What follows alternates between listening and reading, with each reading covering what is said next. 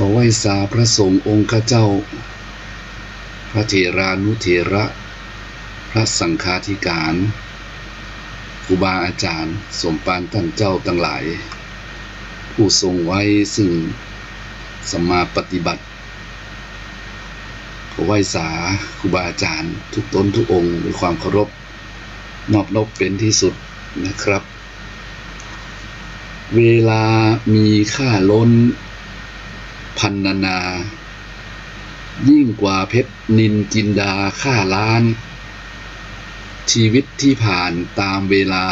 บอกเหตุคุณนายากจะหาสิ่งต้านหยุดยั้งเวลาเปรียบยักษ์ร้ายกินชีวิตคนสัตว์ไม่มีสิทธิ์หลุดพ้นตัวใหญ่หรือน้อยนิดถูกยักษ์กลืนนาสุดหลีกหนีดั้นด้นรอดเงื้อมมือมานลืมอะไร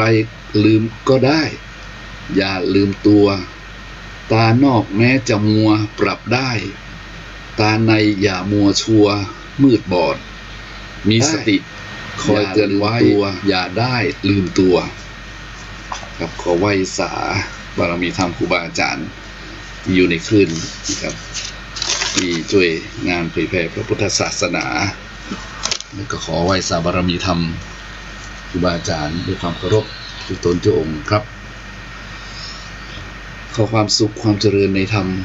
จงมีแก่ญาติโยมทั้งหลายในวันนี้รายการ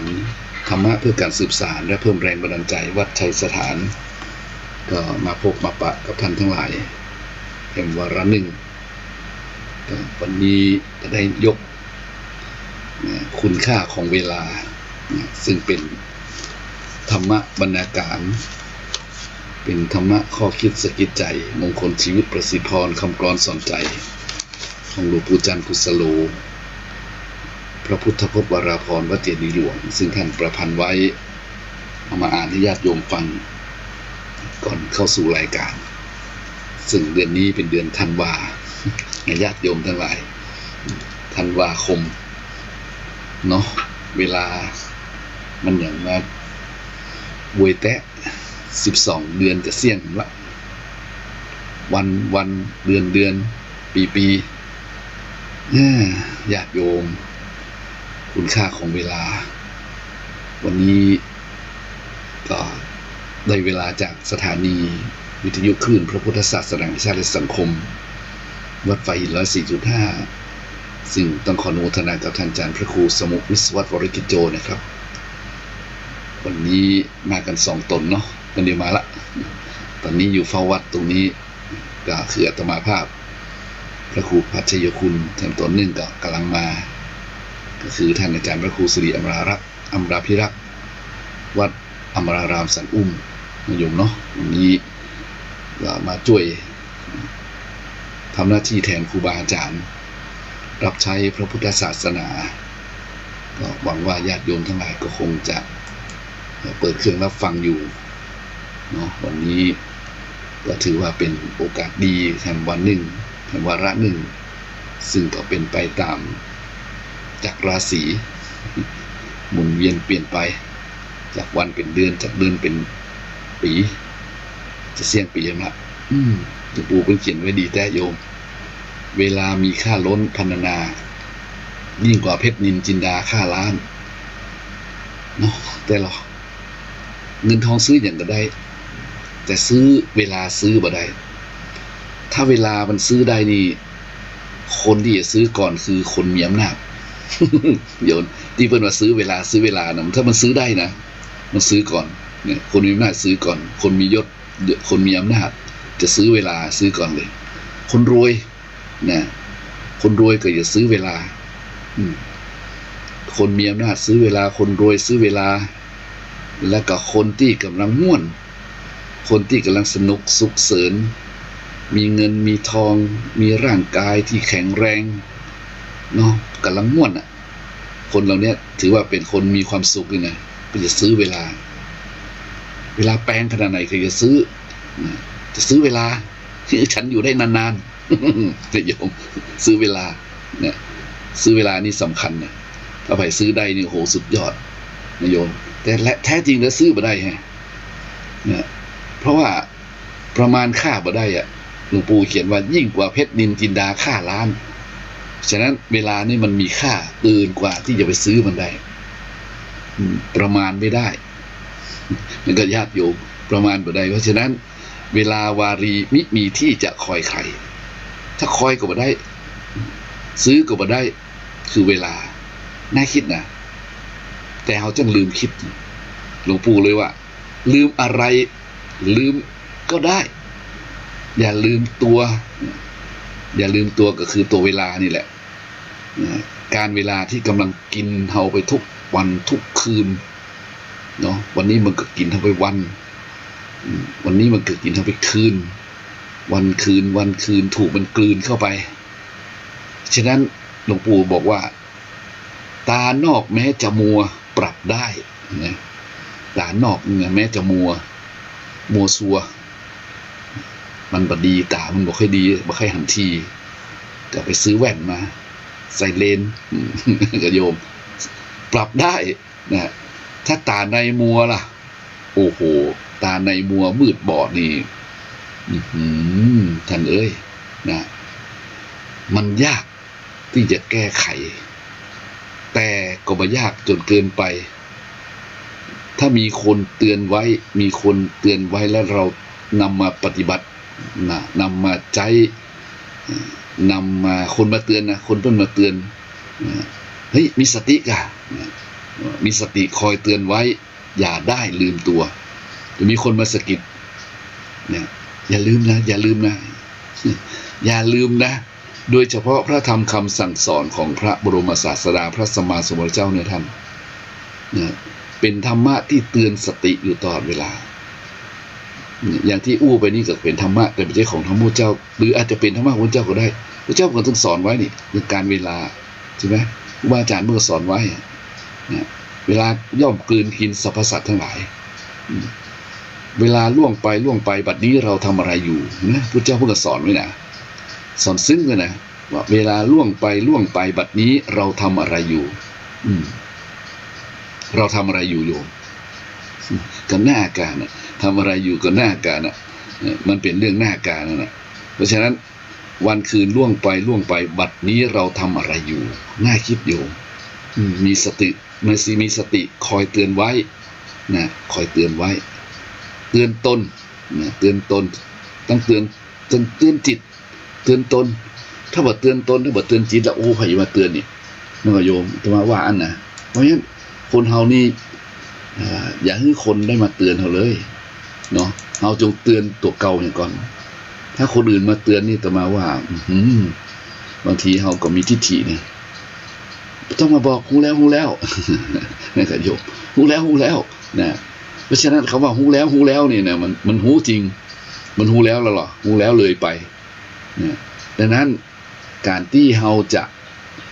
อยู่มีชีวิตอย่างมีความสุขได้นี่ตมาว่ามันมีธรรมะของพระพุทธเจ้ามากมายที่ต้องนำมาใช้ต้องนำมาประพฤติปฏิบัติมันถึงเวลาแล้วนะตมาว่าเนี่ยเพราะเราเรียนรู้รู้จักธรรมะของพระเจ้ามาเมินนะเนาะรู้จักจากการได้ยินได้ฟังรู้จักจากการได้ประพฤติปฏิบัตินะรู้จักแต่ต้องรู้จริงก็ต้องนำมาปฏิบัติจริงตามความเป็นจริงของชีวิตเลยเพราะว่าความเป็นจริงของชีวิตนี่มันเป็นเรื่องที่บอกได้ยากเพราะว่ามีเปิ้นสอนลูกสอนหลานว่าความจริงของคนคนหนึ่งไม่จำเป็นต้องเป็นความจริงของอีกคนนั้นอีกคนหนึ่งประมาณเนี้ยความจริงของคนคนหนึ่งนะไม่จำเป็นต้องเป็นความจริงของอีกคนประมาณนี้เลยโยมอันนี้มาอยู่ในหนังสือเรื่องปู่สอนหลานเพิ่นแสดงเห็นว่าความจริงของคนคนหนึ่งอย่างเช่นความจริงของคนผอมไม่จำเป็นต้องเป็นความจริงของคนอ้วนความจริงของคนอ้วนไม่จำเป็นต้องเป็นความจริงของคนผอมอุปมาคนอ้วนกินข้าววันละ2 กิโลคนผอมอาจกิน1 กิโลเพราะฉะนั้นความจริงของคนอ้วนกับคนผอมต่างกันแล้ว ต่างแล้วเพราะฉะนั้นความจริงของคนใดก็ต้องเป็นของคนนั้นโดยสภาวะธรรมอย่างนี้แหละญาติโยมทั้งหลายมันจึงมาเหมือนกันในโลกนี่ไงคนมันเลยแตกต่างกันไปนะแตกต่างกันด้วยสภาวะแห่งธรรมหรือโดยสภาวะธรรมนี่บ่เหมือนกันหรอกบางคนก็อยู่ในสถานะที่อุดมสมบูรณ์โยมอุดมสมบูรณ์ไปอย่างหมดเลยอ่ะเป็นคนมีบุญแต่ว่าอุดมสมบูรณ์หมั่งมูลตุนเต้ามีเข้าของเงินทองมากมายตลอดจนถึงโอ้โหนะบริวารสมบัติทรัพย์สมบัตินี่เยอะแยะมากมายเนี่ยสภาวะมันได้ดีไหมแต่บางคนก็แร้นแค้น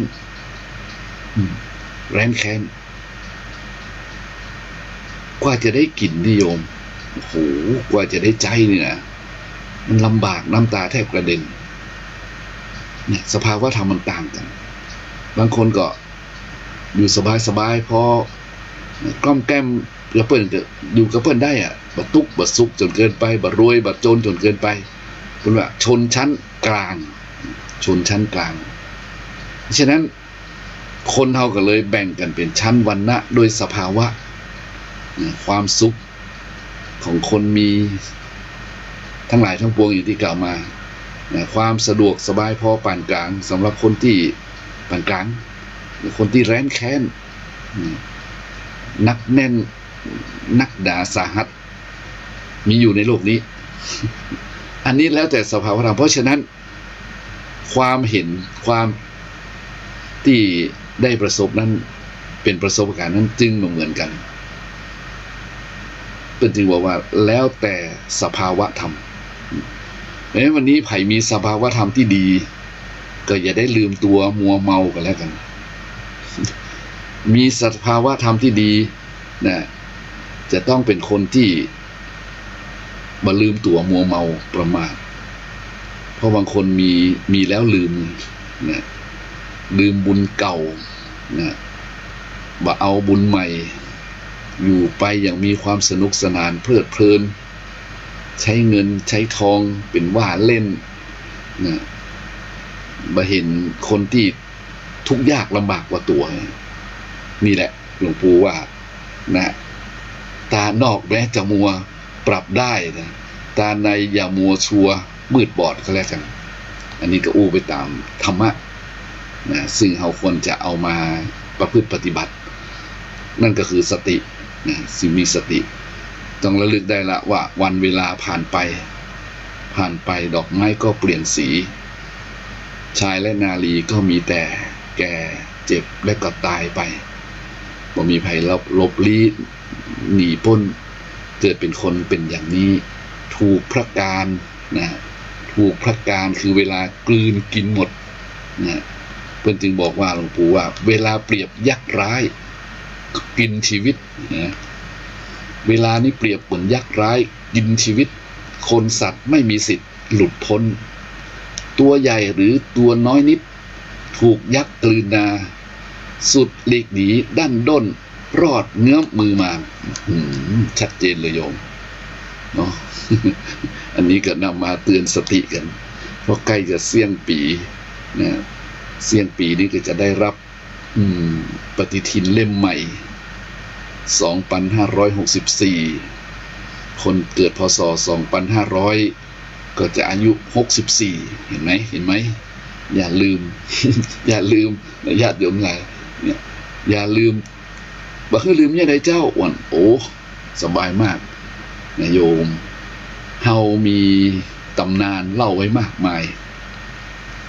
พระพุทธองค์ของเฮาเป็นเนติแบบอย่างในการประพฤติปฏิบัติธรรมอย่างมากเลยญาติโยมอย่างเช่น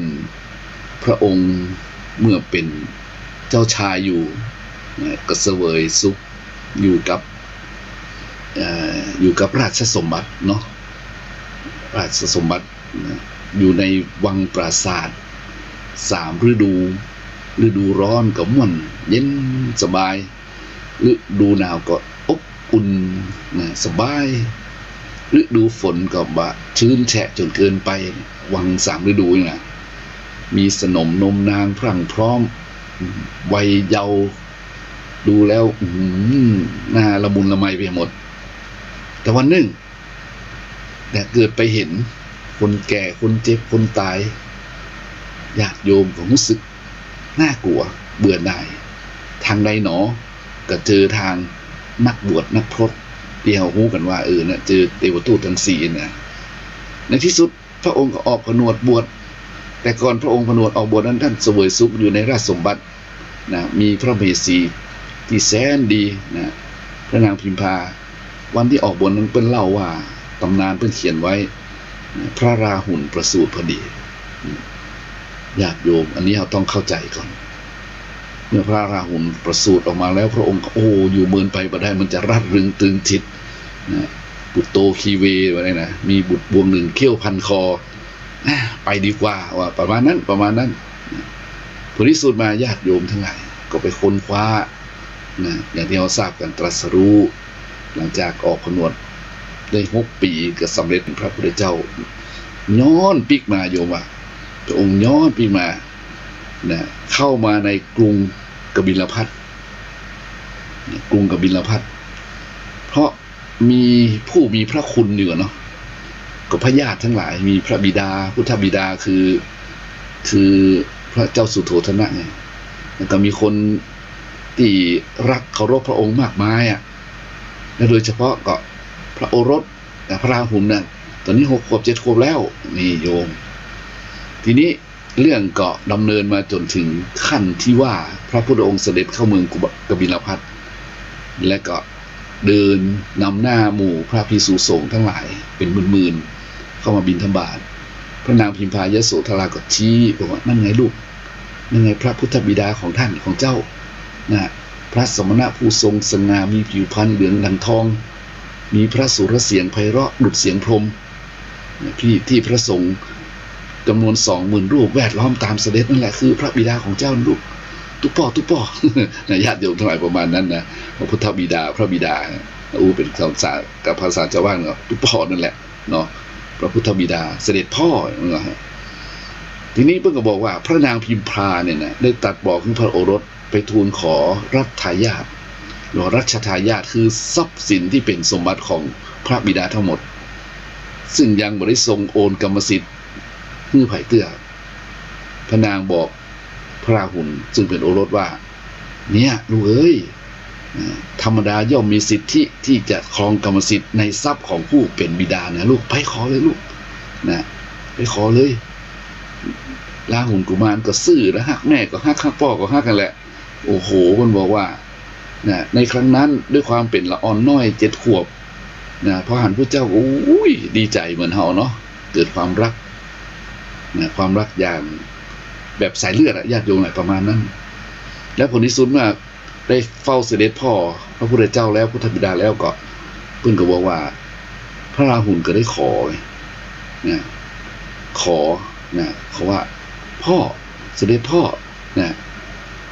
ขอทรัพย์สมบัติของพ่อนะตามที่แม่แนะนำนะพระพุทธเจ้าบ่ตัดอย่างซักอย่างญาติโยมว่าเงียบเฉยเลยเพราะพระองค์รู้นะสัพพัญญูตญาณจนรู้แจ่มแจ้งด้วยตัวพระองค์เองเพราะว่าพอลูกราหุลขอทรัพย์สมบัติเท่านั้นท่านจะเฮืออย่างนี้รู้เลยนะรู้เลยว่าจะเอาอย่างนี้แก่ลูกเพราะทรัพย์สมบัติภายนอกพระเจ้าเพิ่นทิ้งแล้วไงทิ้งแล้วเพิ่นก็เลยนี่อริยทรัพย์ไงก็เลยบอกให้พระสารีบุตรไปหลังจากฉันเสร็จแล้วก็ปิกไปกับวัดมีพระราหุลตวยไปด้วยกันโยมเสด็จตวยไปด้วยเนาะไปถึงปุ้นกับมอบให้พระสารีบุตรนำพระราหุลไปบรรพชาเป็นสามเณรไงนี่แหละอริยทรัพย์ตัวนี้โยมเป็นอริยทรัพย์ที่สุดยอดนะเป็นอริยทรัพย์ที่เรียกว่าติดตามตัวตนคนเฮาไปทุกภพทุกชาตินั่นก็คือบุญแต่เพิ่นเริ่มต้นด้วยอริยทรัพย์คือศรัทธาก่อนนะศรัทธาแล้วก็อย่างโยมอริยทรัพย์ของเพิ่นมีถึง7 ประการกันนะอริยทรัพย์ของที่พระเจ้าเพิ่นมอบให้ก็คือสัตย์ มีศรัทธามีศีลนะมีโอตปายในประมาณนั้นนะตอนนี้ท่านอาจารย์ท่านพระครูสิริอมราภิรัตน์มาแล้วนิมนต์เลยนะครับนิมนต์เลยเพราะว่าท่านเวลาชั่วโมงกึ่งเพราะว่าท่านเป็นเครื่องดีเซนนิมนต์เลยนะครับเพราะฉะนั้นญาติโยมหลายคนที่บ่มัวเมาประมาทก็คือคนที่บ่เมาในวัยบ่เมาในยศถาบรรดาศักดิ์บ่เมาในชีวิตเริ่มคิดพิจารณาถึงการจะได้เอาบุญไปคนไม่ประมาทต้องมีศรัทธาก่อนนิมนต์เลยนะครับมีศรัทธาเริ่มต้นด้วยศรัทธาในความเชื่อมั่นในปัญญาตรัสรู้ของพระสัมมาสัมพุทธเจ้านิมนต์เลยครับดังนั้นวันนี้ก็เริ่มต้นโดยตรงนี้ก่อนฉะนั้นก็เมื่อท่านอาจารย์พระครูสิริอมราภิรัตน์มาแล้วอาตมาก็จะให้ท่านเข้ารายการต่อเลยครับผมว่าท่านเป็นคลังแห่งความรู้ตรงนี้นะครับเนาะวันนี้ผมก็อู้ถึงเรื่องศรัทธาครับศรัทธาอริยทรัพย์เพราะว่าคนเฮามันนี่แหละมันเวลามันวันนี้มันจะสิ้นปีเนาะมันจะสิ้นปีแล้วผมเลยมอบทรัพย์เพื่อครับวันนี้วันพุธที่16แล้วนะครับวันนี้ครับในการธรรมะนี้ฉะนั้นญาติโยมถ่ายก็พบกับท่านอาจารย์พระครูสิริอมราภิรัตน์ได้เลยนะว่าเป็นเจ้าแห่งคลังปริยัติอยู่พอสมควรเป็นทั้งครูสอนนักธรรมเป็นบาลีเนาะมีอย่างก็นิมนต์เลยนะครับครับขอบคุณครับผมขอนอบน้อมแด่พระรัตนตรัยคือพระพุทธพระธรรมพระสงฆ์คุณพระพุทธที่สูงล้ำคุณพระธรรมที่สูงส่งคุณพระสงฆ์ที่สูงเลิศอันก่อเกิดเป็นพระรัตนตรัยขอถวายความเคารพพระมหาเถรานุเถระครูบาอาจารย์ทุกรูปทุกตนเจริญพรศรัทธาญาติโยมนักศีลนักบุญพ่อออกแม่ออกท่านผู้ฟังทุกท่านทุกคนที่รับฟังรายการธรรมะเพื่อสืบสานและเพิ่มแรงบันดาลใจจากวัดชัยสถานวัดป่าเสาน้อยจึง ท่านกำลังรับฟังอยู่นี้กับ จากขึ้นสถานีวัดปลายหินขึ้น 104.5 เมกะเฮิรตซ์ซึ่งมีท่านพระครูสมุวิสุวัตรวรจิตโจเป็นนายสถานีได้จัดดู จัดผังรายการเกี่ยวกับต่างรายการเพื่อสืบสานและเพิ่มแรงบันดาลใจจากวัดชัยสถานแห่งนี้ได้มีโอกาสมาปะศรัทธาญาติโยมท่านผู้ฟังทั้งหลาย ก็ต้องขอบคุณไว้ณที่นี้ตัวแล้วก็เจริญพรท่านผู้ฟังทุกท่านทุกคนที่เป็นแฟนพันธุ์แท้ฟังประจำทุกวันพุธนะจริงก็ฟังทุกวันนะญาติโยมที่ผมฟังธรรมฟังเทศน์เนาะเป็นเพราะว่าการฟังธรรมฟังเทศน์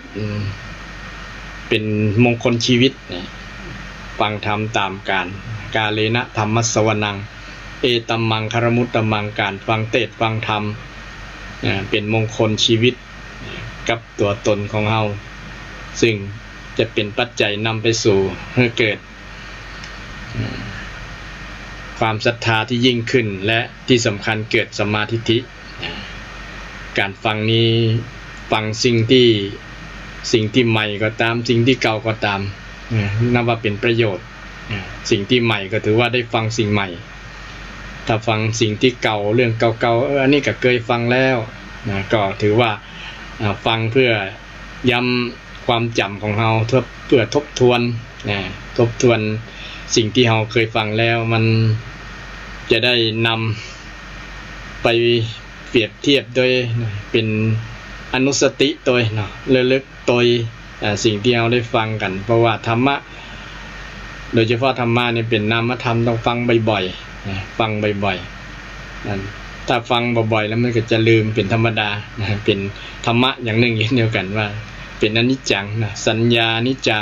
ความจำบ่เที่ยงความจำบ่เที่ยงฉะนั้นเราต้องหมั่นฟังบ่อยๆอยู่คุ้นเคยอยู่ใกล้ๆนะอย่างศรัทธาญาติโยมชื่อว่าอุบาสกบาสิกาก็ชื่อว่าผู้อยู่ใกล้พระรัตนตรัย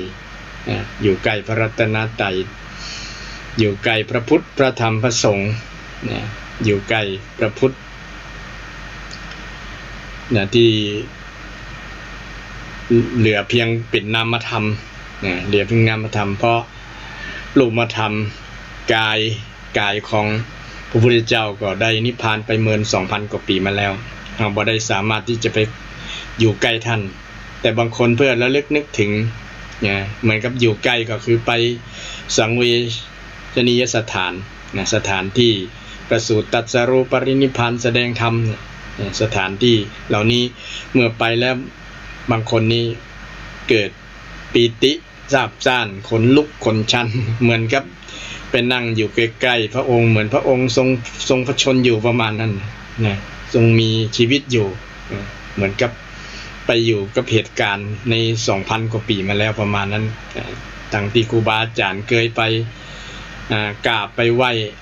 สถานที่ที่เรียกว่าสังเวชนียสถานเนี่ยที่สถานที่ทำให้เกิดความสังเวชสังเวชก็คือระลึกนึกถึงสิ่งเหตุการณ์ในอดีตที่ผ่านมา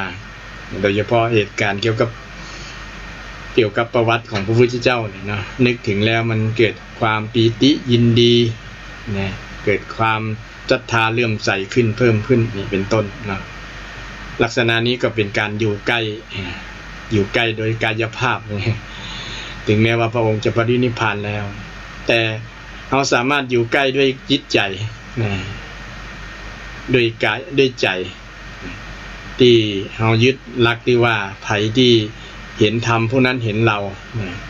ใครเห็นธรรมผู้นั้นเห็นเราแสดงว่าพระพุทธองค์ยังบอกไปไหนยังอยู่กับเราตลอดโดยนามธรรมเนี่ยนะธรรมะที่ทำให้คนเข้าสู่ภาวะเป็นพุทธแท้ๆหันพระพุทธเจ้าด้วยจิตด้วยใจด้วยสติปัญญาด้วยปัญญา ที่เกิดจากการพิจารณาเกิดจากการปฏิบัติธรรมนี่อยู่ใกล้ชิดแล้วก็จะเป็นมงคลใกล้ชิดพระพุทธเจ้าเช่นเฮาสวดมนต์บทอิติปิโสอย่างเป็นต้นเนาะก็นึกถึงคุณพระพุทธคุณพระธรรมคุณพระสงฆ์ครบบริบูรณ์คุณทั้ง3ประการก็เป็นสิ่งหนึ่งที่จะทำให้จิตใจเราอยู่กับสิ่งนี้สิ่งที่เป็นมงคลพระรัตนตรัยเพราะว่าพระรัตนตรัยเป็นที่พึ่งอันสูงสุดที่พึ่งสูงสุดที่สำคัญที่สุดในชีวิตของเราบ่มีอย่างแล้วที่เท่ากับที่พึ่ง ที่เป็นที่พึ่งสูงสุดคือพระรัตนตรัยคือพระรัตนตรัยจึงเป็นสิ่งที่มีค่าหาประมาณบ่ได้จะประเมินเป็นราคากาตะอันตะอีกับประเมินบ่ได้มันนักยากที่จะประเมินได้เป็นตัวเงินเป็นมูลค่าเปรียบเทียบกันบ่ได้ไอ้คุณค่าความสำคัญความดีงามทั้งหลายที่เกิดจากพระรัตนตรัยญาติโยมมันประเมินค่าเป็นทรัพย์สินเงินทองบ่ได้มันยิ่งกว่ามันนักกว่าแต่ตะไดก็บ่ฮู้ล่ะมันนักเกินเหลือจะขนานับประมาณนั้นอันนี้บ่ใจยอยก ยกคุณพระรัตนตรัยนี่เกินเลยอันจริงบ่เกินญาติโยมไปที่มีศรัทธาตั้งมั่นศรัทธาตั้งมั่นตะกี้นี้ท่านอาจารย์พระครูประภัสเได้เกี่ยวกับเรื่องศรัทธาเนาะศรัทธาเป็นเรื่องของธรรมะที่เป็นอริยทรัพย์ที่พระมเหสีพิมพานพระนางพิมพาจะนำราหุลมาขอทรัพย์สมบัติอันที่เป็นภายนอกสังหาริมทรัพย์อสังหาริมทรัพย์ทั้งหลายที่เป็นราชสมบัติที่จะเป็นสิ่งที่ทุกคนปรารถนาอยากจะได้จะมาขอสมบัติจากพระพุทธเจ้าเพื่อพระพุทธเจ้าอนุญาตทรัพย์สมบัตินั้นพระองค์ก็ทรงเล็งเห็นว่าราหุลนี้ควรจะได้รับทรัพย์อันเป็นอริยทรัพย์บ่ใช่ทรัพย์ภายนอกอย่างที่มันคนทั้งหลายแย่งยื้อ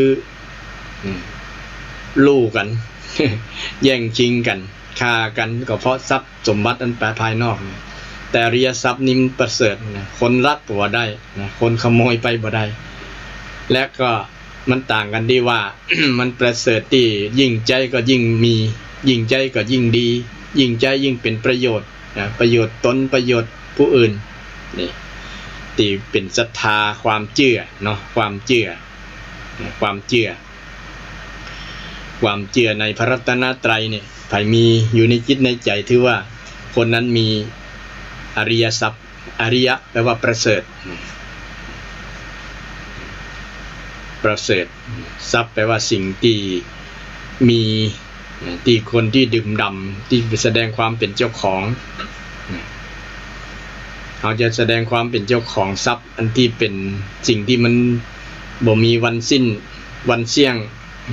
ยิ่งใจก็ยิ่งดียิ่งมีก็ยิ่งเป็นประโยชน์นะยิ่งเป็นประโยชน์กับคนที่มีนะที่ตามหลักเป็นว่าอริยทรัพย์7ประการนะตามหลักที่ว่าอริยทรัพย์7ประการญาติโยมมีข้อแรกนี้เป็นศรัทธาศรัทธาญาติโยมผู้เรื่องศรัทธาก็ฟังกันบ่อยๆนะจนเป็นตีนมาห้องชื่อสรรพนามแทนอุบาสกอุบาสิกาที่เข้าวัดเข้าวานะหรือว่าบอกเข้ากันแล้วแต่ศรัทธาพอนั้นศรัทธาพอนี้ก็เอาซับคำเนี่ยไปต่อหน้าศรัทธาไปต่อหน้าชื่อไปต่อหน้าชื่อของศรัทธาทั้งหลายศรัทธาหมายถึงผู้ที่มีความเลื่อมใสมีความตั้งมั่นในพระรัตนตรัยและก็ถือว่าคนนั้นมีอริยทรัพย์แล้วอริยทรัพย์ทั้งที่คนส่วนหลายนะคนส่วนหลายพอบ่หันความสำคัญพอบ่หันความเป็นประโยชน์ทำให้ละเลยในทรัพย์ส่วนนี้ทรัพย์ส่วนนี้ทรัพย์ที่พุทธเจ้าได้สอนได้มอบให้กับพระราหุลว่าจงมีศรัทธาถ้าเธอมีศรัทธาแล้วเนี่ยมันสำคัญมันดีกว่าทรัพย์ภายนอกทรัพย์ภายนอกทรัพย์ภายในศรัทธาเป็นทรัพย์ภายในทรัพย์อยู่ในจิตในใจถ้ามีในจิตในใจแล้วมันจะทำให้มีประโยชน์กว่าจะได้เนี่ยสมมติว่าคนมีศรัทธาเนี่ยศรัทธาอยากจะทำอย่างนั้นเนาะมันมีศรัทธาในเบื้องต้นมันเชื่อมั่นแล้วว่าเราทำได้มันก็เป็นแรงเป็นพลังอย่างหนึ่งพลังคือศรัทธาศรัทธาก็เป็นพลังแล้วก็เป็นทรัพย์เนี่ยเป็นอริยทรัพย์ตัวพลังอย่างศรัทธาลองสังเกตว่าศรัทธาที่มั่นคงทำให้คนทำมันอย่างหลายๆอย่างได้มากมายสำเร็จบรรลุล่วงได้อย่างน่าอัศจรรย์ใจเพราะเกิดศรัทธาเช่นคนศรัทธาต่อศาสนาของใครของมันเนี่ยนะญาติโยมมันเป็นแรงเป็นพลังทำให้คนนั้นมอบกายถวายชีวิตให้ก็ได้เนี่ยทำได้ทุกอย่างแต่ทางพุทธศาสนาบ่ถึงขนาดที่ว่าจะมอบกายถวายชีวิตนะครับแต่ว่ามองหันความสำคัญว่าศรัทธาเนี่ยเป็นประโยชน์กับตัวคุณเองเนี่ยตัวศรัทธาเองเนี่ยเป็นสำคัญตัวศรัทธาที่ วัดแปลว่าความเชื่อเนี่ยเนาะใครมีความเชื่อมั่นในคุณงามความดีเชื่อมั่นในพระรัตนตรัยเชื่อมั่นในธรรมะเชื่อมั่นในครูบาอาจารย์เชื่อมั่นในพ่อในแม่เชื่อมั่นในไผ่สักคนในบุคคลมันก็เป็นพลังผลักดันให้เราปฏิบัติตามความเชื่อนั่นมันเป็นพลังจะนำไปสู่ความสำเร็จหลายๆอย่างเพราะมันมีศรัทธาเป็นต้นทุนแล้วเป็นต้นทุนทำให้เกิดความสำเร็จความดีงามต่างๆตัวมาหลายเช่นคนจีนมีแรงศรัทธาฮักชาติเชื่อมั่นในความเป็นชาติจีนด้วยแสดงพลังออกถึงความมีศรัทธาก็ป้ากันแปลงกำแพงเมืองจีนเนี่ยนะญาติโยมยาวหลายพันไมล์ 2-3 พันไมล์ซึ่งก็เป็นสิ่งที่น่าอัศจรรย์ใจเป็นสิ่งที่น่าทึ่งของโลกอัศจรรย์ของโลกที่โลกจะลึกไว้ว่าคนเราทำไปได้จะได้ต้องอาศัยความร่วมแรงสามัคคีต่างๆถ้าสืบไปลึกๆจริงๆก็เกิดจากแรงศรัทธานั่นเองจากความเชื่อมั่นในตัวผู้นำตัวเชื่อมั่นใน มีความฮักมีศรัทธาในความเป็นชาตินะชาติที่ตัวเก่าเป็นอยู่นั่นมันก็ทำเป็นพลังผลักดันให้เกิดนะทำได้สิ่งที่น่าอัศจรรย์เกิดขึ้นอย่างที่เราหันคนนักวิทยาศาสตร์มีศรัทธาเชื่อว่าสามารถที่จะขึ้นเครื่องอวกาศไปเหยียบบนดาวดวงใดดวงหนึ่งนะเกิดมาจากศรัทธานะความเชื่อ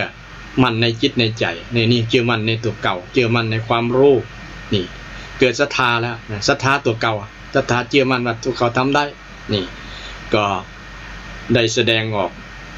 ถึงพลังศรัทธาถ้าบ่มีศรัทธาบ่เชื่อเนี่ยยังทำบ่ได้ญาติโยมจะทำได้จะได้ แสดงว่ามันมองว่าดูถูกตัวเก่าละ ดูถูกตัวเก่าหรือดูถูกคนอื่นเนี่ยยังบ่ทำเลยว่ามีความเชื่อบ่มีความเชื่อว่าจะทำได้ละเนี่ยบ่มีความเชื่อจะทำได้แสดงว่าคนนั้นขาดศรัทธานี่อันนี้ชี้หันว่าใครมีศรัทธาในจิตในใจเนี่ยโอ้มันนำไปสู่ความขับเคลื่อนในการกระทำต่างๆหลายอย่างหลายอันเกิดผลงานเกิดสิ่งปาฏิหาริย์ต่างๆตัวมาเกิดจากแรงศรัทธาคือทรัพย์ภายในเนี่ยทรัพย์ภายในทรัพย์ภายนอกก็สำคัญอยู่แต่ว่ามันที่สำคัญมันมาจากทรัพย์ภายในนั่นเองต้องเกิดความคิดก่อนเนี่ยความคิดเนี่ยเรื่องเชื่อได้เนี่ยเชื่อว่าทำได้เชื่อว่าไปได้ยิ่งเป็นต้นนะนี่ใครมีความเชื่อแบบเนี้ยมันจะมองว่ามีทรัพย์ภายในจิตในใจข้อต่อมาก็เป็นเรื่องอย่างญาติโยมศรัทธาศีลมั้ยก็ศรัทธาศีลหิริโอตตัปปะพหุสัจจะจาคะปัญญาต่อมาก็เป็นเรื่องศีลใครมีศีลก็ชื่อว่ามีทรัพย์ศีลทานังเนาะศรัทธาทานังศีลทานังหิริทานังโอตตัปปะทานังจาคะทานังสุตตะทานัง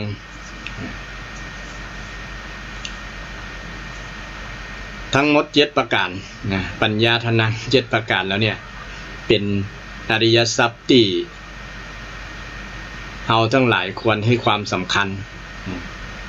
ลองพิจารณาว่าเป็นใดพระพุทธองค์ถึงให้ทรัพย์ที่มันบอกมีรูปมีร่างไม่เป็นนามธรรมให้กับพลาหุนเพราะว่าพระองค์อ่านแล้วมันสำคัญนะมันทำให้พ้นจากทุกข์ได้แต่ให้กับให้พระราชสมบัติอย่างเดียวเนี่ยมันบอกพ้นจากทุกข์มีแต่ลู่กันแย่งกันแต่ถ้าคือทรัพย์คืออริยทรัพย์ทั้ง7ประการเนี่ยมันจะสามารถดำเนินชีวิตได้อย่างบ่มีความทุกข์นั่นเองมันจะนำทรัพย์อันเนี้ยนะไปแก้ไขปัญหาชีวิตต่างๆได้นะมันมีประโยชน์ตะนี่ประโยชน์นักเกี่ยวกับอริยทรัพย์วันนี้ก็บ่ได้มีเจตนาจะอู้เรื่องอริยทรัพย์นะพอดีท่านอาจารย์พระครูประภัตท่านได้เปิดประเด็นมาเนาะก็มาสืบต่อเพื่อมันเข้ากันบางวันบางอย่างก็อู้คนละเรื่องละราวไปนะก็อยากจะอู้มันสืบต่อเนื่องกันไปนะเกี่ยวกับเรื่องธรรมะโดยเฉพาะว่าช่วงเทศกาลปีใหม่ท่านอาจารย์พระครูประภัตอยากจะมอบสิ่งที่ดีๆให้กับศรัทธาญาติโยมโดยเฉพาะธรรมะที่เป็นอริยทรัพย์แต่อาจจะมาอยากจะเสริมนอกจากอริยทรัพย์แล้วมีทรัพย์ที่เป็นธรรมะหลายๆอย่างอยากจะมอบให้เป็นข้อสอส่งความสุขศรัทธาในท้ายรายการในช่วงนี้ก็จะอู้เกี่ยวกับเรื่องอริยทรัพย์ที่มันเป็นทรัพย์ที่ประเสริฐที่ประเสริฐกว่าทรัพย์ภายนอกบ่ใช่หมายความว่าทรัพย์ภายนอกบ่ประเสริฐนะประเสริฐแต่มันบ่กว่านะมันมีคำว่ากว่านะมีกว่าอันนี้กว่าทรัพย์ภายนอกก็ดีมีก็ได้บ่มีก็บ่เป็นหยังมันอยู่ที่คนมีอริยทรัพย์ภายในนี่แหละจะบริหารให้ทรัพย์ภายนอกนั้นเป็นประโยชน์ถ้าคนมีแต่ทรัพย์ภาย นอกอย่างเดียวบ่มีทรัพย์ภายในเนี่ยบางครั้งก็บริหารทรัพย์ไปบ่รอดถูกหวยถูกลอตเตอรี่อย่างวันนี้เนาะญาติโยมก็รอฟัง รอฟังบางคนตั้งความหวังไว้กับเรื่องนี้เนาะกับลอตเตอรี่บอกว่าจะเป็นบนดินใต้ดินอย่างก็แล้วแต่นี่ก็หวังอยู่แต่อยากจะ สิ่งที่มันเป็นสิ่งที่แน่นอนนะญาติโยมก็คือธรรมะเนี่ยนะมันเป็นสิ่งที่เป็นประโยชน์กับชีวิตของเราจริงๆไงอยากจะบอกจะเนาะบอกศรัทธาญาติโยมว่ามันเป็นสิ่งที่จำเป็นต่อการดำเนินชีวิตเช่นเรามีพลังแห่งความเชื่อเนี่ยมันก็พักตัวเราเนี่ยนะเป็นแรงผลักดันที่เราสามารถที่จะทำอย่างหลายๆอย่างที่ได้ยกตัวอย่างในเบื้องต้นก่อนหน้านี้มาศรัทธาญาติโยมท่านผู้ฟังทั้งหลายได้ฟังกันซึ่งเป็นสิ่งที่เราท่านทั้งหลายเนี่ยก็พิสูจน์ได้เนี่ยพิสูจน์ได้ว่าอริยทรัพย์ที่เป็นทรัพย์อันประเสริฐเนี่ยเป็นสิ่งที่ประเสริฐจริงๆก็นะเป็นสิ่งจริงๆกว่าอย่างข้อแรกที่บอกว่าศรัทธาเนี่ยใครมีศรัทธานะผู้นั้นก็จะประสบกับสิ่งที่เป็นผลสำเร็จในการดำเนินชีวิตต่างๆและก็จะมีความสุขโดยศรัทธาสาธุปฏิทิตาเนี่ยคุณพุทธเจ้าได้ตรัสไว้เนาะศรัทธาสาธุปฏิทิตายังประโยชน์ให้ศรัทธาที่ตั้งมั่นยังประโยชน์ให้สำเร็จยังประโยชน์ให้สำเร็จประโยชน์จะเกิดขึ้นกับผู้มีศรัทธาผู้มีความเชื่อแต่ความเชื่อนั้นก็จงอยู่ในหลักความเชื่อที่พุทธเจ้าได้สอนอยู่นะโยมที่บอกว่าสอนว่าอย่าเชื่ออย่าฟังเชื่อกับสิ่งที่การ หรือสิ่งที่เราได้ฟังอย่างอาตมาเนี่ยศรัทธาญาติโยมอย่าฟังเชื่อญาติโยมอย่าฟังเชื่อด้วยแต่ให้พิจารณาโดยไตรตรองโดยโยนิโสมนสิการคิดโดยแยบคายมันแตกก็มันแตกก็พระพุทธเจ้าก็พระองค์เนี่ยเป็นผู้ที่ใจกว้างมากๆญาติโยมบ่มีศาสดาใดใจกว้างเท่าพระพุทธเจ้านะนี่อาตมาการันตีหรือว่าท้าให้ได้เลยว่าไผที่ใจกว้างขนาดนี้นะใจกว้างแม้กระทั่งว่าตัวเก่าเนี่ยก็อย่าฟังเชื่อแม้เป็นครูเป็นศาสดาของเฮาเนี่ยอย่างพุทธเจ้าถึงขนาดนั้นนะญาติโยมอย่าฟังเชื่อเนี่ยรักศรัทธานะรักความเชื่อเนี่ยอย่าฟังบ่ใจว่าบ่ฮู้เชื่อนะอย่าฟังอย่าด่วนเชื่อ อย่ารีบเชื่อง่ายเนี่ยมันก็จะเป็นทุกข์มันละบ่เกิดประโยชน์สำเร็จบ่ยังประโยชน์ให้สำเร็จที่พระเจ้าได้สอนไว้เช่นเชื่อทาง LINE ก็ทาง Facebook กันว่าเดียวเนี่ยเนาะสื่อต่างๆเนี่ยเดี๋ยวก็ออกมาบางเตือนเชื่อแล้วเป็นทุกข์กับญาติโยมเนี่ยเชื่อแล้วอินเนี่ยไปห้องว่ามีอารมณ์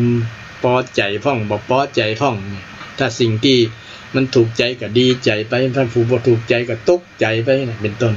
เนี่ยพอได้ดูในข่าวต่างๆเนี่ยใน LINE ก็ดีใน Facebook ใน Twitter ในสื่อออนไลน์ต่างๆที่อยู่ในโทรศัพท์มือถือเดี๋ยวนี้มันส่งถึงกันปั๊บนะชั่ววินาทีก็มาแล้วนะบางคนเชื่อเลยหรอหันข่าวอย่างต่างๆนี่ญาติโยมนะได้ฟังได้หันแล้วนะเชื่อเลยบอกพิจารณาว่ามันแท้ก็หามันมีเหตุมีผลมันมีหลักฐานมันจริงมันมีอย่างที่ควรจะเชื่อได้พ่องนะต้องเสาะหาเหตุหาผลหาหลักฐานดีๆถึงจะค่อยเชื่อรักความเชื่อแล้วว่าสิ่งที่เขาได้ฟังก็ดีได้ยินก็ดีนั่นถ้ามันฟังแล้วมันเป็นอกุศลมันเป็นทุกข์ก็ยังอย่าไปเชื่อเด้อนะมันเป็นอกุศลเป็นทุกข์บ่มีประโยชน์นี่เป็นต้นเนาะหลักการเชื่อบ่มีประโยชน์สักน้อยนะเสียเวลาที่จะไปเชื่อนี่หลักความเชื่อในพุทธศาสนาสอนละเอียดถึงขนาดนั้นญาติโยมคือบ่สอนให้ความเชื่อให้คนเชื่อได้งมงายเนี่ยบ่ใช่ว่าเชื่อหัวปักหัวปั๊มมันนะเชื่อหัวปักหัวปั๊มเชื่อจน โง่โหมโง่โง่หัวบ่ขึ้นเนี่ยโง่หัวบ่ขึ้นนี่เจือแบบถวายชีวิตจิตใจเลยมันจะเป็นผลเสียกับความเชื่อนั้นพระเจ้าก็ได้วางหลักความเชื่อให้คนเราได้เชื่อเชื่อสิ่งที่เคยปฏิบัติกันมาบางครั้งการปฏิบัติกันมานั่นนะมันอาจจะผิดนะอาจจะผิดได้เนี่ยก็ควรไตร่ตรองโยนิโสมนสิการนี่ไตร่ตรองดีมีเหตุมีผลเชื่อไปแล้วทำไปแล้วมันเป็นทุกข์บ่เป็นประโยชน์มีแต่โทษนี่เราก็บ่เชื่อสิ่งเหล่านั้นล่ะนี่ญาติโยมท่านผู้ฟังทั้งหลายรักความเชื่อที่พระพุทธเจ้าได้สอนนี่ที่สอนกับชาวกาลมะนะกาลมะสูตรนะที่ ที่ชาวกาลมะเนี่ยจะมีลัทธินั้นลัทธินี้หรือว่าไปสำนักนั้นไปสำนักนี้ก็ไปคนละอย่างนะอย่างจับเชื่อไผดีอย่างประมาณนั้นพระพุทธองค์เลยให้หลักการในความเชื่อนั้นไว้อย่าฟังด่วนเชื่อกับสิ่งที่เราได้ยินสิ่งที่ปฏิบัติกันมาปรัมปรายะเนี่ยนะสืบกันมาเนี่ยฟังกันสืบกันมาการทำสืบกันมาบางครั้งก็ผิดก็มีนะทำกันมาอย่างคนบางคนอาจจะอ้างว่าโอราณเขาทำคนแต่ก่อนเขาเนี้ยอย่างนี้นะคนแต่ก่อนทำที่สำคัญคนปัจจุบันเนี่ยถือจำมาผิดเกิดมีเนี่ยถือมาผิดก็มีเนี่ยก็เลยมาสู่คนปัจจุบันรุ่นปัจจุบันเนี่ยให้ทำตามนะครับยิ่งคนปัจจุบันนี้เขามีเหตุมีผลละอ่อนโดยเฉพาะละอ่อนนะเขามีเหตุผลทำเพื่ออะไรมันคืออะไรทำไมอย่างประมาณนั้นนะก็ตั้งคำถามนี่ก็จะต้องตอบคำถามนั้นได้ปัญหาที่ค้างคาใจก็จะตอบปัญหานั้นเอาบ่ใจว่าจะเขให้เขาเชื่อนะเขให้เขาคนเชื่อให้ลูกหลานเชื่อลูกหลานบ่เชื่อก็จะโคให้ลูกหลานนี่เป็นต้นเนี่ยฮะต้องถามตัวเก่าก่อนว่าเฮาเชื่อโดยมีเหตุมีผลโดยสติปัญญาโดยปัญญาก็เชื่อแบบประกอบด้วยปัญญาเนี่ยการเชื่อประกอบด้วยปัญญานี้เป็นความเชื่อที่ถูกต้องตามหลักพุทธศาสนาเพราะว่ามันเป็นประโยชน์บ่มีโทษนะมีแต่คุณกับคนเชื่อนั้นนี่มีหลักการของการเชื่อนะญาติโยมนี่ถ้ามีหลักการแบบนี้ก็จะบ่เป็นโทษกับเฮาบ่เป็นทุกข์กับเฮาเนี่ยเชื่อแล้วเชื่อไปอย่างเช่นเฮาเชื่ออะไรในพระรัตนตรัยเนี่ยพระพุทธองค์ก็บ่ได้บังคับให้เชื่อด้วยเชื่อเฮานะถ้าบ่เชื่อแล้วตกนรกนะมันจะแจ้งให้ตกนรกก็บ่มีในคำสอนพระเจ้าก็สอนว่าจงพิจารณาให้ดีแม้แต่ครูเนี่ยแม้แต่ครูเป็นครูของเราก็ต้องบ่ให้เชื่อนั่น บ่ให้ด่วนเชื่อในแม้แต่ในพระไตรปิฎกในตำรับตำราต่างๆบอกว่าตำรับตำราไหนคัมภีร์ไหนอย่าฟังเชื่อด้วยนะเพราะว่าคัมภีร์นั้นกับคนจารึกมาคนปัจจุบันอาจจะสติ บ่บริบูรณ์บ่สมบูรณ์บ่เหมือนพระอรหันต์แต่ก่อนมีสติสมบูรณ์บ่ผิดพลาดญาติโยมจำแม่นคนที่มีสติสมบูรณ์นี่จำแม่นบ่พลาดผิดพลาดนะโดยเฉพาะท่านผู้ที่มาสืบทอดอายุพุทธศาสนามาเทศมาเผยแผ่ศาสนาเนี่ยเนาะส่วนนักท่านจะมีความจำท่านจะมีเทคนิคในการจำคือท่านจะมันสวดเกินเดือนอย่างน้อยเกินเดือนมาสวดบทต่างๆจึงมีการก็เรียกว่าการลงอุโบสถการวันสามัคคีธรรมวันที่จะมาเปรียบเรียงถ้ามันจะผิดพลาดเนี่ยมันจะรู้ได้เลยถ้าคนสวดพร้อมกันนะญาติโยมมันจะผิดไปเลยคนนึงรู้เลยคนนั้นสวดผิดแต่มันจะว่าผิดคนเดียวส่วนนักจะคงรูปไว้ความจำเดิมเช่นเวลาเขาสวดมนต์บางบทเนี่ยเนาะสวดไปถ้าบ่มีสติบ่มีสมาธิในการสวดเนี่ยมันจะหลงนี่สำคัญแต่พระอรหันต์ที่มาเผยแผ่ศาสนาเหล่านั้นท่านจำได้นี่อู้เรื่องว่า เกี่ยวกับแม้แต่ความเชื่อในคัมภีร์ในต่างๆเนี่ยถ้าคนรุ่นเก่าเนี่ยที่เขียนคัมภีร์ไปแล้วเนี่ยอาจจะผิดพลาดตกบกพร่องหรือว่าขาดเกินอย่างก็มีอาจจะมีได้เนี่ยอาจจะมีได้อย่าฟังเชื่อเนี่ยเพราะว่ามัน ถ้ายกเว้นพระอรหันต์เท่านั้นถ้าบ่ใช่พระอรหันต์จะมีผิดพลาดเนี่ยแม้แต่ความเข้าใจหลักธรรมคำสอนต่างๆจะมีผิดพลาดได้เนี่ยอย่าฟังเชื่อเถอะนี่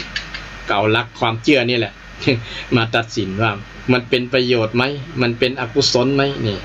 มันเป็นโทษเนี่ยมันเป็นทุกข์ก็เนี่ยทุกข์ไงเนี่ยเชื่อแล้วมันทุกข์โอ้นำไปปฏิบัติซ้ำทุกข์นักขึ้นแหมนี่เอาก็บ่เชื่อละนี่ในหลักการที่พุทธเจ้าได้สอนไว้ถ้าเรามีความเชื่อแบบนี้ในจิตในใจจริงๆเราจะมีทรัพย์มันจะมีทรัพย์ในจิตในใจญาติโยมนี่ทรัพย์ในจิตในใจของเราก็จะถือว่าเป็นคนที่รวยละญาติโยม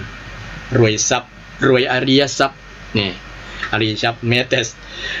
ต่ศรัทธาข้อเดียวก็เกินคุ้มเลยญาติโยมหาประมาณไม่ได้แล้วนะประโยชน์ของมันนะคนมีศรัทธาเนี่ยแม้แต่คนปัจจุบันก็มีศรัทธาเกิดจะทำการทำงานประกอบสัมมาอาชีพอย่างต่างๆเนี่ยก็เกิดจากศรัทธาทั้งนั้นนะศรัทธามีความเชื่ออยากจะทำประกอบอาชีพนั้นๆนี่เนี่ยนะคือมีใจก็ละนะไอ้ศรัทธานี่คือมีใจเชื่อมั่นในตัวเก่าเชื่อมั่นในตัวเก่าว่าทำได้แล้วก็ทำแล้วมีความสุขไงบางคนทำการทำงานแล้วบ่มีความสุขคล้ายๆว่าถูกมีเจ้านายบังคับเนี่ยทำบ่เต็มอกเต็มใจนี่ก็เป็นผลเสียกับการกับงานในญาติโยมคนทำงานบ่มีศรัทธาเนี่ยนะทำการส่วนหลายทีเดียวแหละตมาคิดว่านะเนี่ยถูกบังคับและบุคคลก็เอาคนส่วนหนึ่งก็เอาเรื่องผลประโยชน์มาเป็นที่ตั้งการทำงานเบาเรื่องผลสำเร็จของงานเนี่ยเรื่องผลงานน่าจะเอาผลงานเพราะว่าเราทำงานก็ผลของมันก็คือผลงานเนี่ยผลงานดีออกมาแล้วน่ะผลพลอยได้อย่างอื่นเช่นค่าแรงค่าจ้างค่าอย่างต่างๆคนจ้างผู้ว่าจ้างก็ต้องปออกปอใจเปิ้งอกเปิ้งใจโอ้กันนะเพิ่มจำนวนค่าแรงให้เนี่ยโดยปริยายว่าโอ้คนนี้มีผลงานดีทำงานดี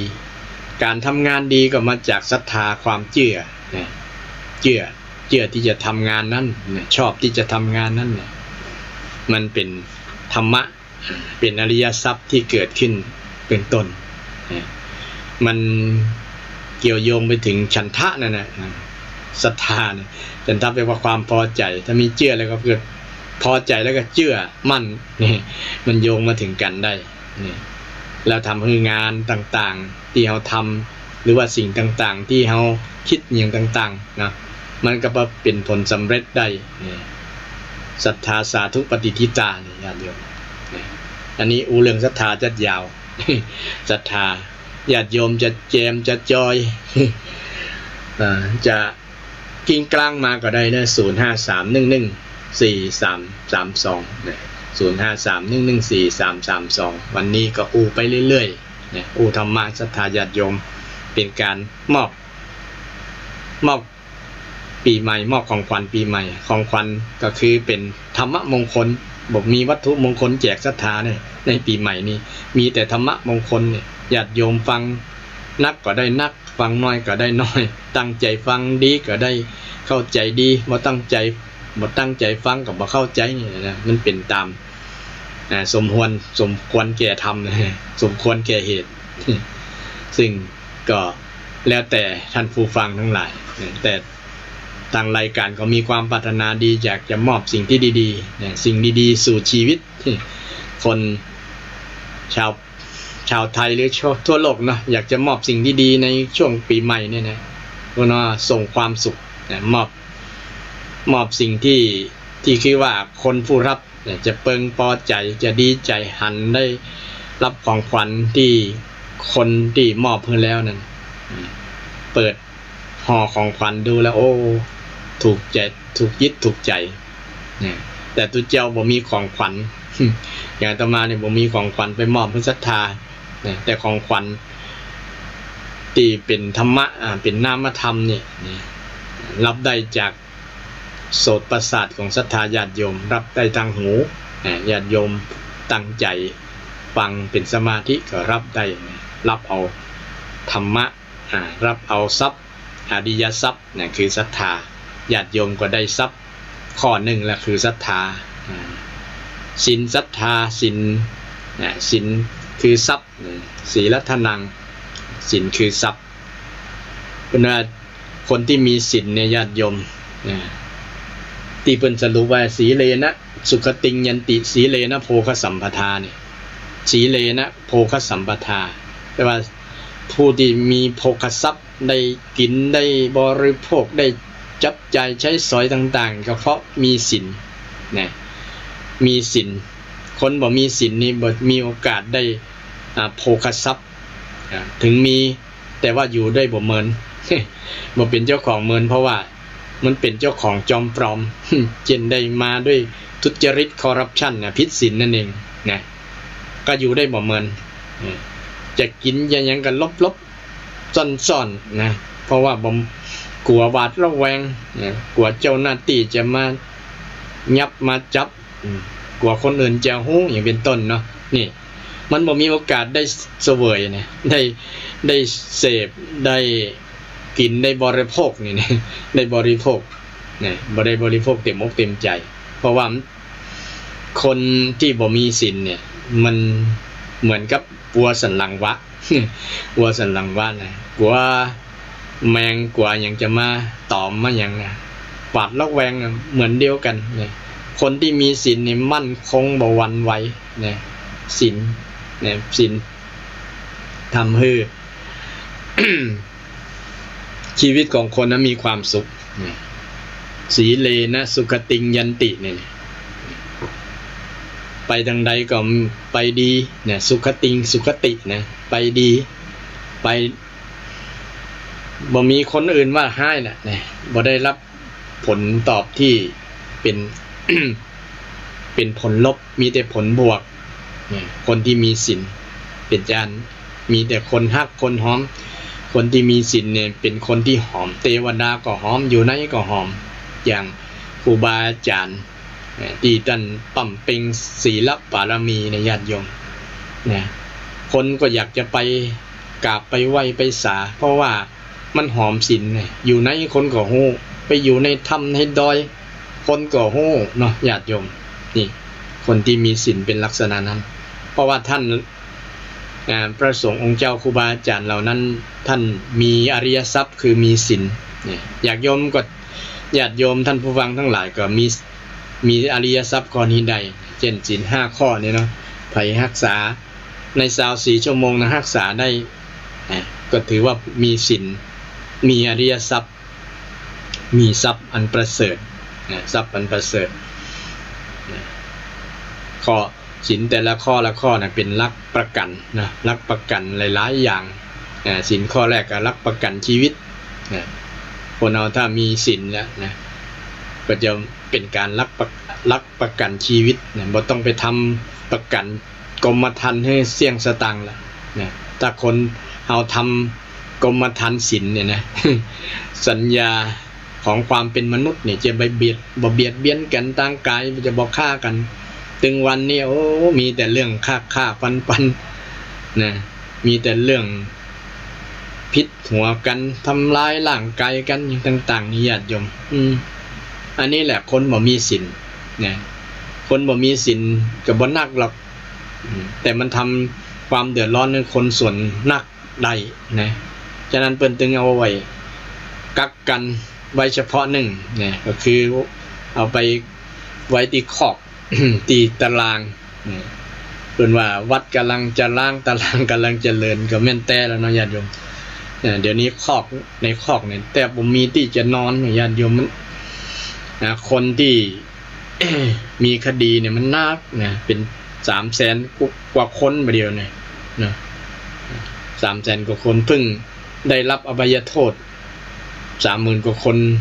ช่วงวันที่5ที่ผ่านมานะแล้วก็ช่วงที่ วันเฉลิมพระชนพรรษาวันสำคัญต่างๆนี่เป็นการพระราชทานอภัยโทษนี่แก่นักโทษต่างๆที่ได้ทำตัวพลาดพลั้งไปแล้วก็ทำตัวที่จะได้รับอภัยโทษคือพ้นจากความผิดนั้นมาตั้งต้นชีวิตใหม่ทั้งนี้ทั้งนั้นก็มาจากสาเหตุที่บ่มีอริยทรัพย์นี่แหละในการดำเนินชีวิตมันถึงมีปัญหาคือบ่มีศีลฉะนั้นศีลยิ่งสำคัญในการดำเนินชีวิตเป็นสิ่งที่สำคัญ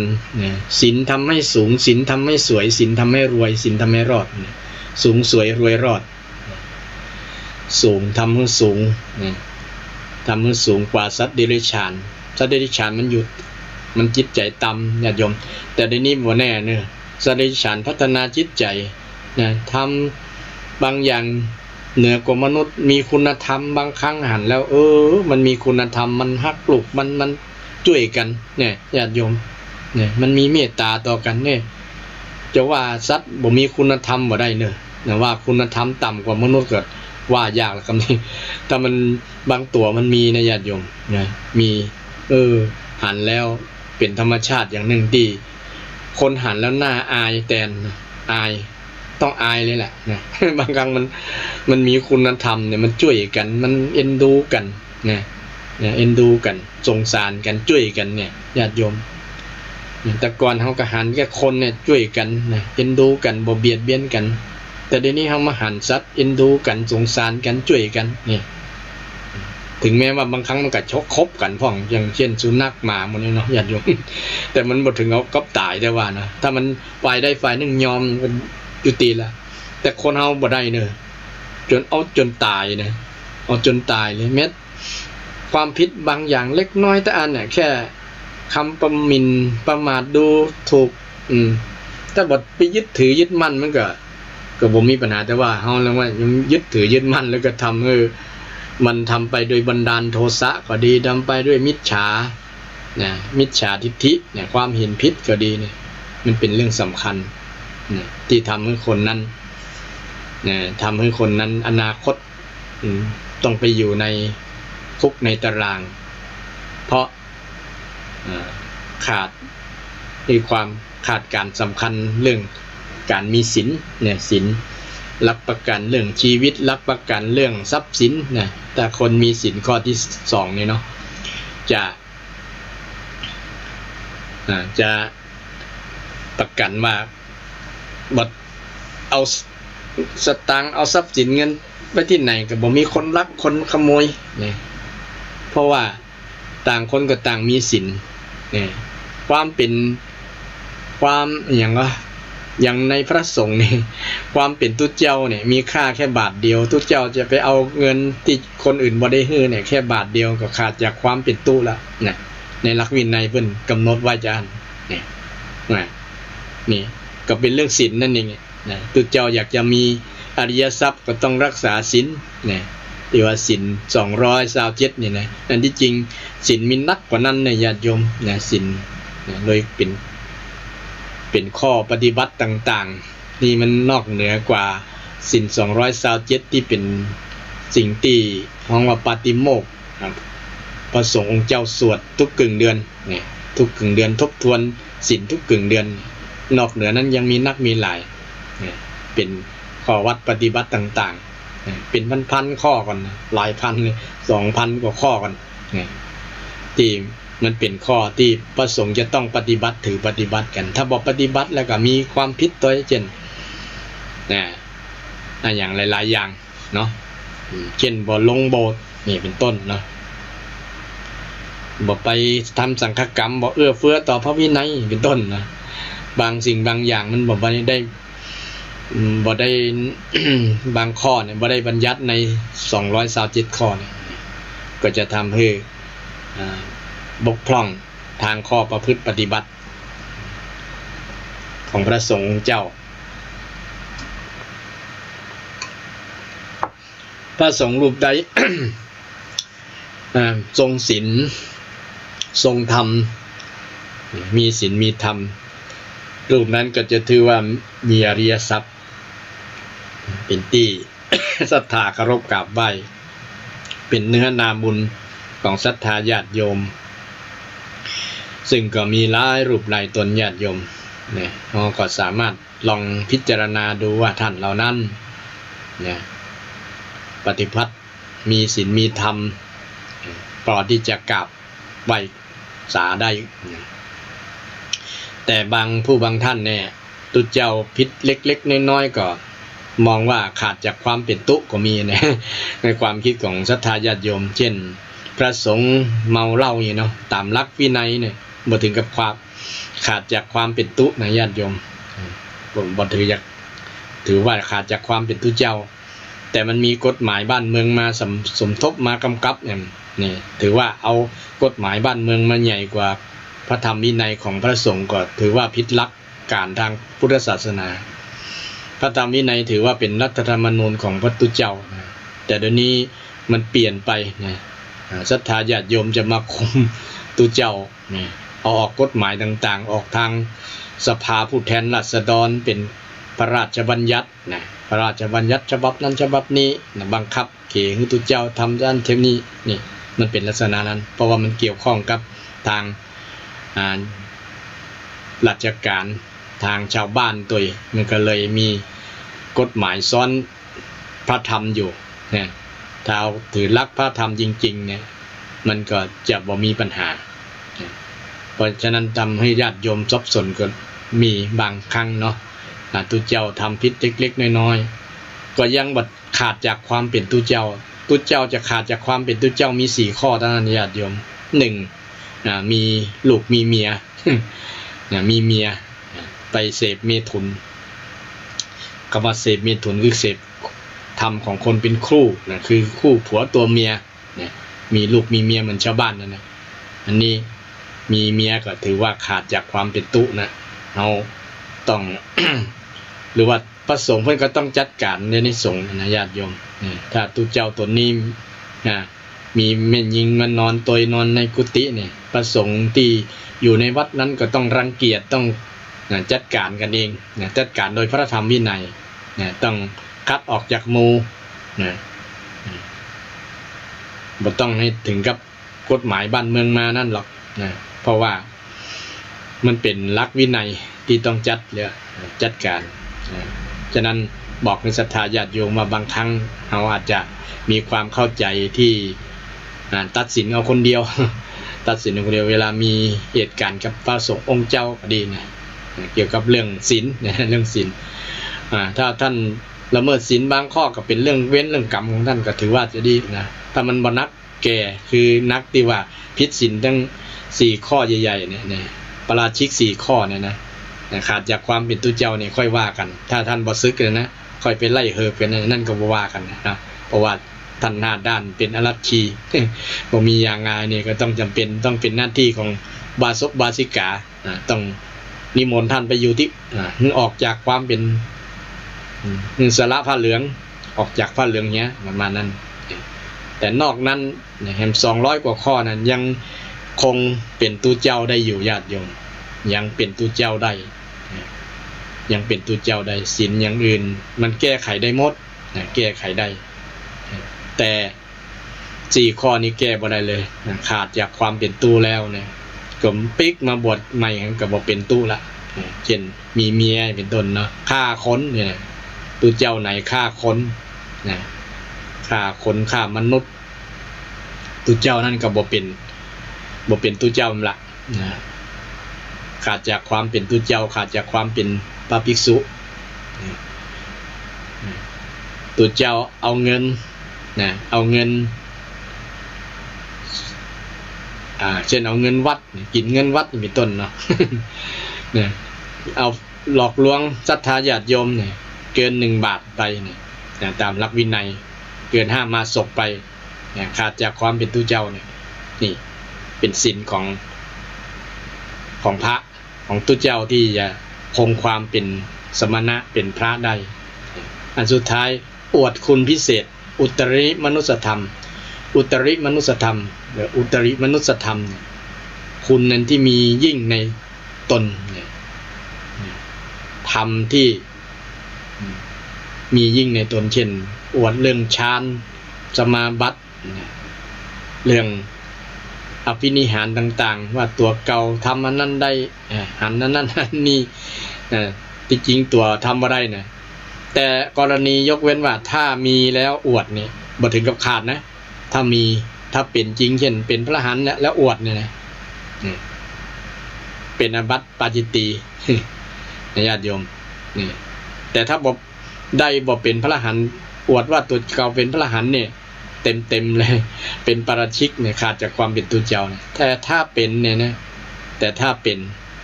เนี่ยเป็นอรหันต์จริงๆเนี่ยท่านจะบ่ถึงขาดจากความเป็นตุนะเพียงแต่เป็นอาบัติ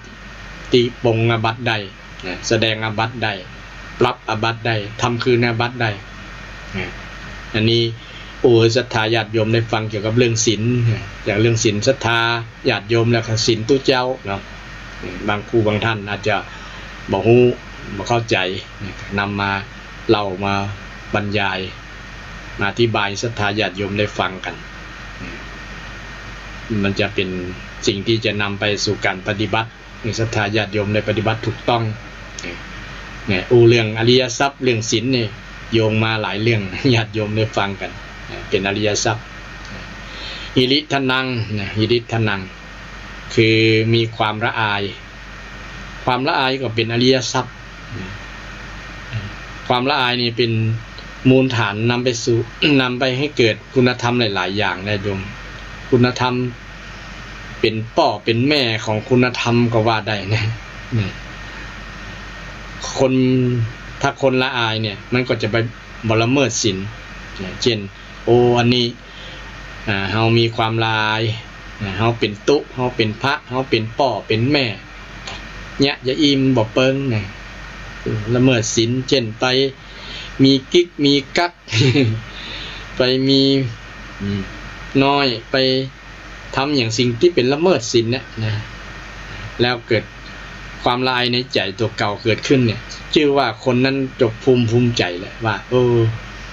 เรามีอริยทรัพย์แล้วนะถ้าคนบ่มีความละอายต่อบาปนะสิ่งที่เป็นความชั่วเนี่ยมันก็จะเป็นว่าคนหน้าด้านนะเนาะ มันก็ทำได้ทำอะไรก็เกิดความเสียหายกับตัวเก่ายังพอเสียหายกับคนอื่นตัวอย่างนะสิ่งที่จะทำให้เสียส่วนหนึ่งที่เห็นได้ชัดก็คือเสียเงินที่เป็นทรัพย์ภายนอกเนี่ยบอเตี้ยก็ลองดูเช่นไปมีกิ๊กมีกักเนี่ยมันเสี่ยงเงินเสี่ยงทองเนี่ยแม่ยิงจะหลอก คนยิงไปมีกู้ที่อายุน้อยกว่าเนี่ยจะไปปลนเปลือบำเรอเขาเนี่ยต้องเสี่ยงนะเสี่ยงแล้วเนี่ยแต่ถ้าไม่ฮีรีเนี่ยบ่เสี่ยง หลายเขาเป็นพ่อเป็นแม่คนละล้อยิ่งเป็นตุเจ้านะเขาเป็นตุเจ้าแล้วละเมิดบ่ได้เนี่ยมันก็จะมีดีกับดีเกิดขึ้นมีคุณธรรมเกิดขึ้นโอตตัปปะมีหิรินะนำไปสู่โอตตัปปะเนาะหิริโอตตัปปะ ก็คือความเก่งกาจบางคนบอกมีความละอายเพราะว่าละอายเนี่ยมันอยู่ในจิตในใจนะแต่ถ้ากว่านี่มันมีพลังอย่างนึงนะมันเป็นพลังที่จะทำให้คนบอกกระทำนะบอกกระทำในสิ่งที่บดีทำสิ่งที่เป็นบาปนี่ว่ากลัวต่อบาปกลัวต่อติดคอกติดตารางเป็นตุกยิ่งประเดี๋ยวเนี่ยนะเป็นนอนแออัดกันนะจะกินจะนอนก็ลำบากนะใครรับก็บ่ได้รับใครนอนอิ่มก็บ่นอนใครกินนั่นก็บ่ได้กินเนี่ยแต่ในนี้บางคนมีความคิดหันที่เป็นมิจฉาทิฏฐิว่าอยู่ในคอกสบาย มีกู่มีหยังเนี่ยต่างๆเนี่ยอำนวยความสะดวกนักหลายบอกกลัวละเนี่ยหิริโอตตัปปะบ่มีนะแต่คิดแบบนี้นะเนี่ยอยากจะเข้าไปแหมประมาณนั้นน่ะคิดแบบนี้ก็มีแปลกญาติโยมเพราะว่าเขาว่าเข้าคอกเนี่ยมันบ่ตุกอ่ะอยู่ตรงนอกตุกกว่าบ่มีคนคนคุยอยู่หั่นมีเปื้อนฝูงนักหลายนี่มันบ่ง่อมบ่เหงานะอยู่ตรงนอกง่อมเหงาอยู่คนเดียวบ่มีไฟครบตัวบางครั้งก็ถูกคนที่ เพื่อนบ้านต่างๆว่าหันว่านี่นะก็เข้าเขายากลำบากนี่ก็เป็นเหตุทำให้เขาพฤติกรรมต่างๆทำประชดก็มีนักมีหลายญาติโยมฉะนั้นคนที่ยังบอกเป็นเพื่อนบ้านเนาะที่เจอแบบลักษณะนี้ก็อย่าไปซ้ำเติมเขาเนาะควรให้กำลังจิตกำลังใจคนที่ผิดพลาดไปแล้วเพราะบางครั้งนี่ความผิดพลาดเกิดจากความบ่มีหิริความละอายความละอายต่อความชั่วละอายต่อความบาปละอายต่อบาปเนี่ยและโอตตัปปะความเก่งกลัวความเก่งก็บ่มีกลัวก็บ่มีเนาะบ่กลัวเลยคนเฮาถ้ากลัวบางอย่างมันก็หยุดพฤติกรรมของตัวเก่าได้แล้วนะเช่นกลัวโอ้บ่เอาละกลัวเยอะไปเนี่ยก็เลยยังบ่ทำละนี่บ่ทำแล้วเฮ้ยมันผิดมันติดขอกติดตารางเสียหลายๆอย่างเสียทรัพย์เสียอนาคตเสียความเชื่อถือเชื่อมั่นเสียหน้าเสียตาเสียวงตระกูลนี่คิดไปหลายๆมันมีผลเสียนักหลายก็เลยทำให้กลัวบ่ทำสิ่งนั้นถ้าคนเอาก่อนที่จะทำความชั่วเนี่ยคิดก่อนเนี่ยคิดก่อนทำมันจะยับยั้งได้มันมีอริยทรัพย์เนี่ยที่ป้องกันเหมือนกับเราบ่ได้เสียทรัพย์นะญาติโยมซ้ำกับได้ทรัพย์มาคือโอตตัปปะและหิรินะในส่วนเนี้ยเป็นสิ่งที่เราท่านทั้งหลายลองพิจารณาดูศรัทธาญาติโยมท่านผู้ฟังว่าญาติโยมส่วนหนึ่งแหละส่วนหลายทีเดียวแหละมีหิริโอตตัปปะบอกกล้าทำบางครั้งใจมันใคร่ทำนะใจมันอยากไอ้ใจมันอยากนี่มันก็ทำแต่นึกถึงชาติวงตระกูลสถานะเอาเป็นยังเป็นพ่อเป็นแม่เป็นผู้มีอายุเป็นคนที่คนทั้งหลายนับถือคนเชื่อถือนับถือแต่ เมื่อเราจะทำอย่างแล้วก็เราก็นึกสิ่งตัวนั้นมันก็ยับยั้งพฤติกรรมการกระทำของเราได้มันทำให้เรามีหิริความละอายต่อจิตต่อใจต่อบาปละอายใจเราเองละอายใจเราเองนะบ่ต้องไปละอายคนอื่นแต่กลัวนี่กลัวภายนอกเนาะกลัวคนอื่นกลัวโทษทั้งอื่นจะมาเกิดกับเราจะมาประสบกับชีวิตของเราเนี่ยกลัวว่ามันจะเกิดขึ้นนี่ก็ตัวนี้ซ้ำเป็นพลังแรงในการที่จะยับยั้งพฤติกรรมการกระทำที่จะเป็นบาปเป็นกรรมที่เราจะทำไปเราก็เลยได้สิ่งที่ห้องว่าทรัพย์อริยทรัพย์โดยบ่ต้องเสียทรัพย์ภายนอกเลยมีแต่ดีกับชีวิตของเรามีแต่คนนับถือคนที่มีหิริโอตตัปปะเนี่ยมีพระสงฆ์องค์เจ้าเป็นต้นเนาะที่เป็นต้นแบบท่านมีหิริโอตตัปปะในจิตในใจก็เป็นต้นแบบของศรัทธาญาติโยมเวลาจะทำอย่างตุเจ้าเนาะเพิ่นก็ว่าเฮาบ่เหมือนฆราวาสแล้วนะชีวิตมีผ้าจีวรห่มกายโกนผมหัวโล้นต้องสวดมนต์เจริญภาวนาต้องนั่งสมาธิต้องปฏิบัติธรรมต้องบำเพ็ญเพียรทางจิตใจจะทำอย่างต่างๆก็นึกถึงสมณะสัญญาความสำคัญว่าเป็นสมณะนึกถึงแบบนี้ก็จะทำให้มีหิริโอตตัปปะอริยทรัพย์เกิดขึ้นในจิตในใจของท่านเหล่านั้นจะทำให้มีอริยทรัพย์ญาติโยมก็ได้รับทรัพย์ในปีใหม่นี้2ทรัพย์เนาะหิริกับโอตตัปปะสุตตะทนังสุตตะก็คือการได้ยินได้ฟังการศึกษาเราเรียนนี่การมีประสบการณ์อย่างศรัทธาญาติโยมได้ฟังเทศน์ฟังธรรมก็ได้ชื่อว่าได้อริยทรัพย์ได้ฟังการฟังนี้โดยเฉพาะการฟังเทศน์ฟังธรรมนี่เป็นเรื่องยากโดยเฉพาะคนปัจจุบันนี่มีการมีงานมีกิจการงานนักบ่มีเวลาที่จะมาฟังเทศน์ฟังธรรมเพราะเวลาทุ่มเทให้กับการกับงานปิกบ้านปิกจองมาแล้วก็บ่มีเวลาที่จะฟังหลังจาก เหน็ดเหนื่อยจากการจากงานก็ล้มหัวนอนลงก็หลับ ตื่นมาก็ปิ๊กไปทำงานแห่งอย่างเก่าเป็นยาการเหมือนเก่านี่เป็นต้นเนาะแต่เมื่อใดถ้าเราปลีกตัวหรือว่าปลีกเวลาเนี่ยจัดการเวลาเนี่ยสักชั่วโมงเพื่อมาฟังเทศน์ฟังธรรมหรือว่ามาศึกษาธรรมะเป็นว่าสั่งสมสุตตะสั่งสมสุตตะการฟังสุตตะแปลว่าการฟังต่างๆมีประโยชน์หมดญาติโยมแต่ที่เป็นประโยชน์โดยส่วนเดียวคือฟังกุศลฟังธรรมะที่เป็นกุศลแต่ฟังสิ่งที่เป็นอกุศลเนี่ยมันจะเป็นโทษกับคนนั้นนะฟังแล้วมันมีปฏิฆะโต้ตอบทันทีนะปฏิกิริยาตอบโต้ทันทีนะเกิดความบ่พอใจเกิดความบ่ชอบนะเวลาฟังไปแล้วเช่นเราฟังสิ่งที่เราบอกอยากฟังเนาะเนี่ยเช่นฟังเพลงที่เราบ่ชอบนะไผมาเปิดใกล้ๆมันเปิดอย่างดังแต่ว่าเนี่ยนะบางคนมาเปิดหาป้ออย่าง นี่ญาติโยมแจ้งไปเลยทีเนี่ยเป็นวจีกรรมแล้วเนาะเปิดอย่างแต่ว่านะโนกโหเนี่ยแสดงว่าเฮาได้ อกุศลจิตเกิดจากการฟัง ฟังแล้วบ่เปิงใจแต่ถ้าฟังสิ่งที่เฮาเปิงใจเนาะชอบมันก็เป็นผลบวกกับชีวิตเช่นฟังเทศน์ฟังธรรมเนี่ยเป็นรสแห่งธรรมะรสังสัพพรโสสัพพรสังนะธรรมรโสสัพพรสังชินาติรสของธรรมย่อมชนะรสทุกอย่างรสของพระธรรมรสของพระธรรมมัน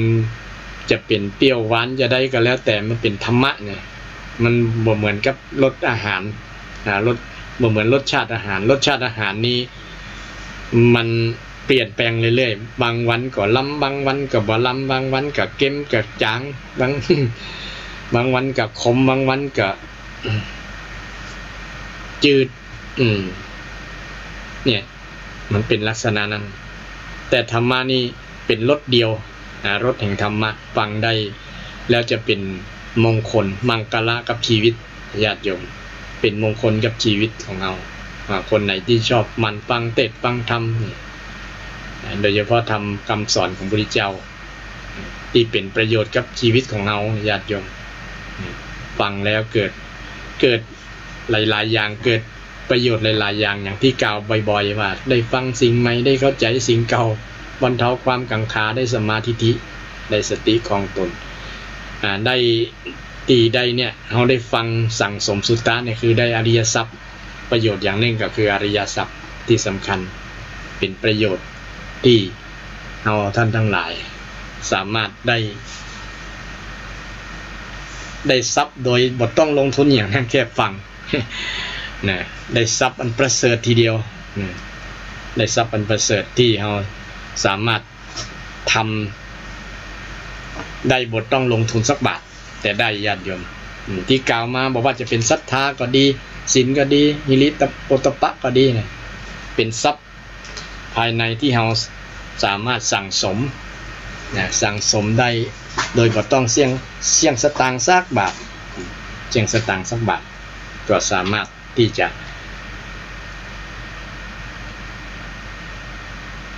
เกิดกับตัวเราเกิดกับท่านผู้ฟังทั้งหลายได้ญาติโยมอยากจะสนทนาตัวก็เรียนเชิญเจริญพรได้เน้อ0531143332ขณะนี้กำลังอู้เรื่องอริยทรัพย์เป็นการมอบของขวัญปีใหม่ของขวัญปีใหม่คืออริยทรัพย์เนี่ยมอบเพื่อกันนี่เป็นประโยชน์นะมันเป็นประโยชน์บ่เสี่ยงเป็นญาติโยมนึกถึงเมื่อใดก็ได้เมื่อนั้นเอาไปใช้เมื่อใดก็ได้ประโยชน์เมื่อนั้นต่างจากที่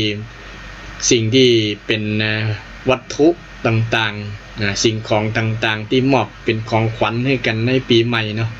มอบที่เป็นความสุขมันให้กันแล้วเนี่ย สิ่งเหล่านั้นมันเสี่ยงง่าย บางครั้งแค่วัน2 วันก็เสี่ยงแล้วกินขนม เสื้อผ้าก็เมินน้อยในปี2 ปีนาฬิกาของใจต่างๆมอบให้กัน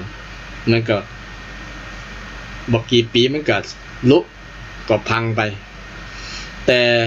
อริยทรัพย์เนี่ยใจได้ตลอดชาติเลยข้ามภพข้ามชาติ ดังที่พระสัมมาสัมพุทธเจ้ามอบให้กับพระราหุลที่เป็นพระโอรสที่เป็นสามเณรที่ก่อนจะเป็นสามเณรจะไปขอพระราชสมบัติจากพระองค์ที่พระองค์ได้สละไปแล้วนะแต่ว่าด้วยความมั่นอกมั่นใจอยากจะมั่นอกมั่นใจจากพระพุทธเจ้าชายสิทธัตถะในอดีตเนี่ยที่ได้สละไปแล้วแต่ก็จะมอบทรัพย์สมบัติส่วนใดให้กับพระราหุลส่วนนี้จะได้ฟังชัดๆประมาณนั้นแต่พระองค์ไม่ได้อู้กับเรื่องราชสมบัตินั่นเลยเนี่ยอู้เพื่อธรรมะคืออริยทรัพย์กับพระราหุลพระราหุลที่เป็นอริยทรัพย์ที่เป็นทรัพย์อันประเสริฐที่จะพึงได้ที่จะพึงมีกับชาวพุทธทั้งหลายที่เป็นภิกษุก็ดีภิกษุณีก็ดีบาศกอุบาสิกาก็ดีมีอริยทรัพย์นี้เป็นประโยชน์โสติผลกับบริษัททั้ง4ญาติโยมสุตตะการฟังก็เป็นอริยทรัพย์อย่างหนึ่งจาคะทนังจาคะก็ถือว่าเป็นอริยทรัพย์อันหนึ่งข้อหนึ่งจาคะแปลว่าสละเช่นเฮาสละทรัพย์ก็ดีอย่างก็ดีเนี่ยพอเพลินๆแล้วอันนี้มันเป็นสิ่งที่จี้หันว่าทรัพย์อันภายนอกเนี่ยสละแล้วมันจะได้ทรัพย์ภายใน เนี่ยทรัพย์ภายในทรัพย์ภายนอกสละแล้วจะได้ทรัพย์ภายในเช่นเอาไปลงทุนอย่างสักอย่างเนี่ยมันจะได้ทรัพย์ภายในต่อเช่นไปลงทุนทางการศึกษาเนี่ยเนาะไปเสียค่าเทอมไปเสียค่านั้นค่านี้เป็นการลงทุนแต่ต้องอาศัยทรัพย์ภายนอกลงทุนไปก่อนได้ทรัพย์ภายในมาเป็นได้ต้องไปลงทุนขนาดนั้นก็เพราะว่าทรัพย์ภายในมันเป็นสิ่งสำคัญจะดำเนินในการดำเนินชีวิตเช่นมีวิชาความรู้ที่จะไปประกอบสมาชีพต่างๆแต่บ่เฮียนฮู้บ่อ่านออกเขียนได้เนี่ยมันก็จะดำเนินชีวิตไปลำบากนะคนเราถ้าบ่ฮู้บ่มีสติปัญญาเนี่ยก็จะลำบากต้องสละทรัพย์ภายนอกเพื่อแลกกับทรัพย์ภายใน แสดงให้เห็นชัดเลยว่าทรัพย์ภายในเนี่ยดีกว่าทรัพย์ภายนอกเนี่ยฉะนั้นคนบอกไปแลกนะฉะนั้น จาคะเป็นสิ่งที่สำคัญประการหนึ่งที่เป็นทรัพย์ที่พระองค์ทรงตรัสว่าเป็นทรัพย์ประเสริฐโดยเฉพาะสิ่งที่ต้องสละในจิตในใจเนี่ยนะสำคัญทีเดียวที่อารมณ์ที่เป็นสิ่งที่จะพึงสละอารมณ์โกรธอารมณ์เกลียดต่างๆนี่ก็สลัดออกจากจิตจากใจนี่ก็เป็นได้อริยทรัพย์พลิกคืนมาญาติโยมนะสละสิ่งที่เป็นอกุศลจะได้สิ่งที่เป็นกุศลคืนพลิกคืนมาเป็นธรรมชาติที่ได้มาโดยบ่ต้องไปเรียกร้องนะมันมาเองมันมาโดยธรรมชาติธรรมะจัดสรรธรรมชาติจัดสรรนี่เกิดขึ้นนะด้วยการสละนั่นเองสละญาติโยมคงเคยได้ยินบ่อยว่ายิ่งให้ยิ่งได้เนี่ยนะคนยิ่งให้ก็ยิ่งได้เนี่ยซึ่งมีครูบาอาจารย์หลายๆรูปหลายๆท่านหลายๆองค์เนี่ยท่านให้เนี่ยอย่างหลวงปู่ทองเนี่ยนะเปิ้นก่อนเปิ้นจะนั่นเนี่ยเปิ้น สละทั้งชีวิตของท่านถวายไว้ในพระพุทธศาสนาเนี่ยก็เป็นเรื่องจาคะนั่นญาติโยมสละชีพทีเดียวนะเพื่อพระรัตนตรัยบูชาคุณของพระรัตนตรัยแล้วสิ่งที่เป็นผลเกิดขึ้นกับท่านเนี่ยอย่างน้อยท่านก็ได้บรรลุธรรมขั้นสูงนะ อันนี้เป็นผลโดยตรงแต่ผลพลอยได้อย่างอื่นมันนักหลายที่มันตยมานะหลวงพ่อก็บ่ค่อยได้นะแต่มันได้นะเช่นมีญาติโยมจะถวายอันนั้นถวายนี่หลวงพ่อบอกว่าพอแล้วโยมก็บ่พอนะจะแปลงอันนั้นจะแปลงอันนี้ให้แปลงกุฏิแปลงวิหารแปลงศาลานี่ญาติโยมนี่บุคคลตีฮือก่อนแล้วนะนั้นสละก่อนแล้วได้คือสละบ่ต้องหวังมันแต่มันได้คนเดียวนะแล้วก็มีครูบาอาจารย์หลายรูปหลายตนนะที่ท่านเหล่านั้นได้ประพฤติจาคะธรรมสละสิ่งโดยเฉพาะสละกิเลสนะสละกิเลสได้นี่โอ้สุดยอดนะสละจาคะกิเลสนี่สละกิเลสได้เนี่ยสละสิ่งที่มันมีจะผูกมัดจิตใจนะสละออกนะสละออกมันจะเบาจะนะคนสละได้ก็จะรู้เองเนาะมันเป็นปัจจัตตังในแนวงานนะสละได้จะรู้เองเช่นแม้แต่สละตำแหน่งอย่างเป็นต้นญาติโยมโอ้บางตำแหน่งนี่มันเป็นของหอมหวานของปรารถนายิ่งประเดี๋ยวนี่ต้องการตำแหน่งไงเนาะมีการจะเลือกตั้งอบจต่อไปก็อบตเทศบาลอย่างต่างๆเนาะถ้ามีบุคคลบางคนว่าเสียสละเพื่อคนนี้เนี่ยไม่มันจะเบาคนนั้นเบานะญาติโยมว่าถ้าเขาสละได้เพื่อประโยชน์ส่วนรวมเนี่ยเนาะเพื่อประโยชน์ส่วนรวมเพราะว่าถามตัวกับว่าที่เขาจะต้องทำ ต้องลงสมัครเป็นนั้นเป็นนี่เพราะอย่างเพราะความอยากเขากันนะเขาจะทำ ประโยชน์โดยที่บ่ต้องเป็นได้ก็นี่ก็ได้อยู่เนี่ยเป็นนั่นเนาะเขาบ่ต้องเป็นบ่ต้องเป็นนายกบ่ต้องเป็นสจบ่ต้องเป็นสสบ่ต้องเป็นนายกอย่างต่างๆเขาก็ทำได้อยู่นี่ก็เลยสละนั่นบ่ลงสมัครละนะสละเอานี่เพราะว่าเจตนารมณ์ในสิ่งต่างๆนี่เอาหมดได้ถามใจตัวเก่าเนาะว่าเราจะทำเพื่อหยังเนี่ยเป็นเพื่ออะไรทำเพื่ออะไรเนี่ยถ้าคิดแบบนี้ก็จะเป็นเหตุอย่างหนึ่งนะที่เราจะสละได้ง่ายเนาะสละได้ง่ายเช่นสละทรัพย์เพื่อที่จะบำรุงพระพุทธศาสนาอย่างเป็นต้นเนาะบางคนมีเงินมีทองมีทรัพย์สินเงินทองต่างๆนักหลายแต่มีเป็นว่าความทนีทีเหนียวในจิตในใจบอกใครตานบอกใครกินแค่ตานวัดนั้นประกาศวัดนี้เพื่อนชวนก็บอกสนใจยังบอกกินบอกตานนี่นะจิตบอกจาคะบอกสละบอกมีอริยทรัพย์แล้วยิ่งปัจจุบัน ยิ่งช่วงนี้เนาะมีจะเริ่มเข้าปีใหม่ก็จะมีงานอย่างก็งานปล่อยหลวงงานทำบุญนั้นทำบุญนี้อย่างวัดป่าเซาน้อยเพิ่นก็จะมีการฉลองปล่อยหลวงโบสถ์เพิ่นโบสถ์นะโบสถ์จัดงามญาติโยมไผบอกหันกลับมาดูได้วัดป่าเซาน้อยเพิ่นก็จะทำบุญปล่อยหลวงแล้วก็จะทำพิธีตัดหวายลูกนิมิตนะผูกพัดสีมาตัดหวายลูกนิมิตบ่ใช่ไปตัดลูกนิมิตนะญาติโยมคนเอาไปตัดไปอูติดกรรมว่าตัดลูกนิมิตกับตัดกึ่งมันก็บ่เป็นนิมิตกะ นิมิตมันก็แตกกึ่งต้องว่าตัดหวายนะเพราะว่าหวายนั้นร้อยลูกนิมิตไว้เพื่อให้ได้ลงหลุมเนี่ยจะมีหลุมฝังนิมิตคือฝังเครื่องหมายฝังเครื่องหมายวัดป่าเซาน้อย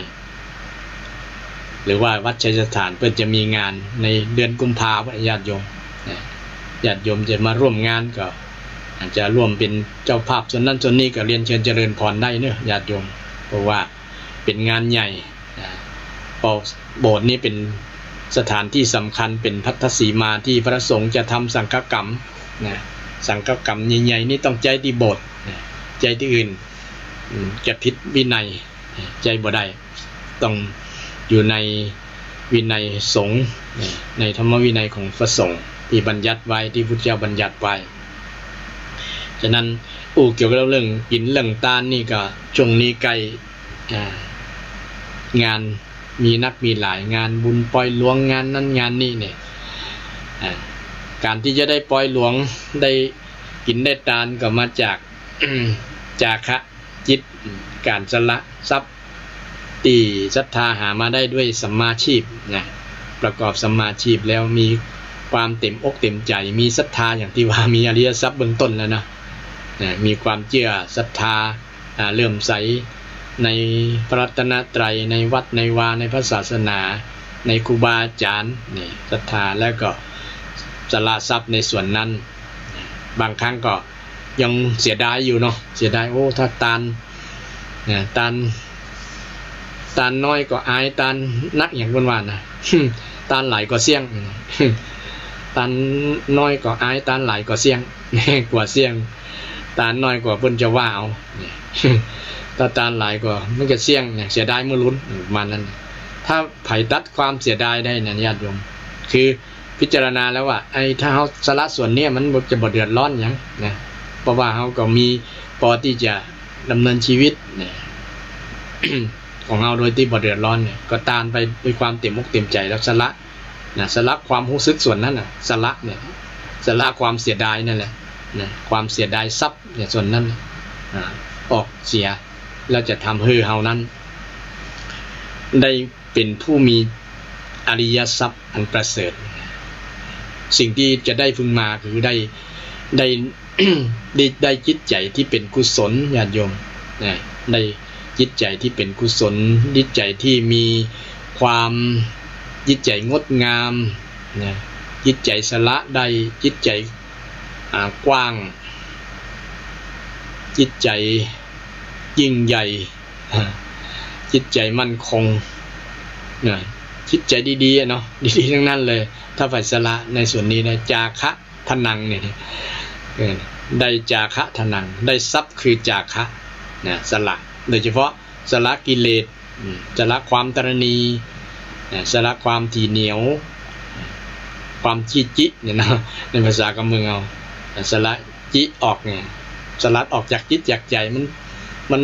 ห่มห่อมันห่อหุ้มจิตใจของเฮาอยู่เนาะไอ้ความตรณีที่เหนียวเนี่ยยากนะเพราะว่าอันนั้นก็ของกูอันนี้ก็ของกูได้กูบ่ได้กู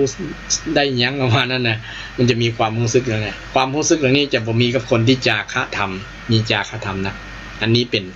ทรัพย์ภายนอกที่ตั้งรายการธรรมะเพื่อสืบสานและเริ่มเพิ่มแรงบันดาลใจจากวัดชัยสถานมอบให้กับศรัทธาญาติโยมในปีใหม่เป็นของขวัญปีใหม่ญาติโยมของขวัญปีใหม่ศรัทธาเนี่ยจาคะทนังอันสุดท้ายคือปัญญาทนังโอ้นี่สุดยอดนะเยี่ยมชมนะคนที่มีปัญญาเนี่ยเปิ้นว่ามีดีนักกว่าทรัพย์ภายนอกทรัพย์ภายนอกเกิดจากสติปัญญาเนี่ยญาติโยมถ้าคนบ่มีสติปัญญาเนี่ยทรัพย์จะบ่เกิดถึงวันนี้เกิดขึ้นได้ก็เพราะสติปัญญานี่แหละเนี่ยแปลงนั้นแปลงนี้มาขายก็เพราะสติปัญญามีความรู้คนบ่มีความรู้จะแปลงยังขายได้ญาติโยมเนี่ยคิดอย่างคิดอาชีพอย่างได้ก็เพราะสติปัญญานี่แหละเนี่ยสติปัญญาเกิดจากอย่างสังสมเกิดจากสุตตะเนี่ยมันทำให้เรา มีทรัพย์อยู่ภายในใจแล้วนะมีโยมบางคนบอกว่าตายไปขอปัญญาเนี่ยนะขอปัญญาเนี่ยติดไปเนี่ยโอ้เลยประทับใจมากเลยญาติโยมบอกขออย่างนี้นะเพราะว่า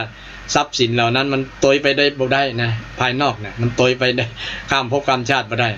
แต่ปัญญานะปัญญาทนังคือทรัพย์คือปัญญา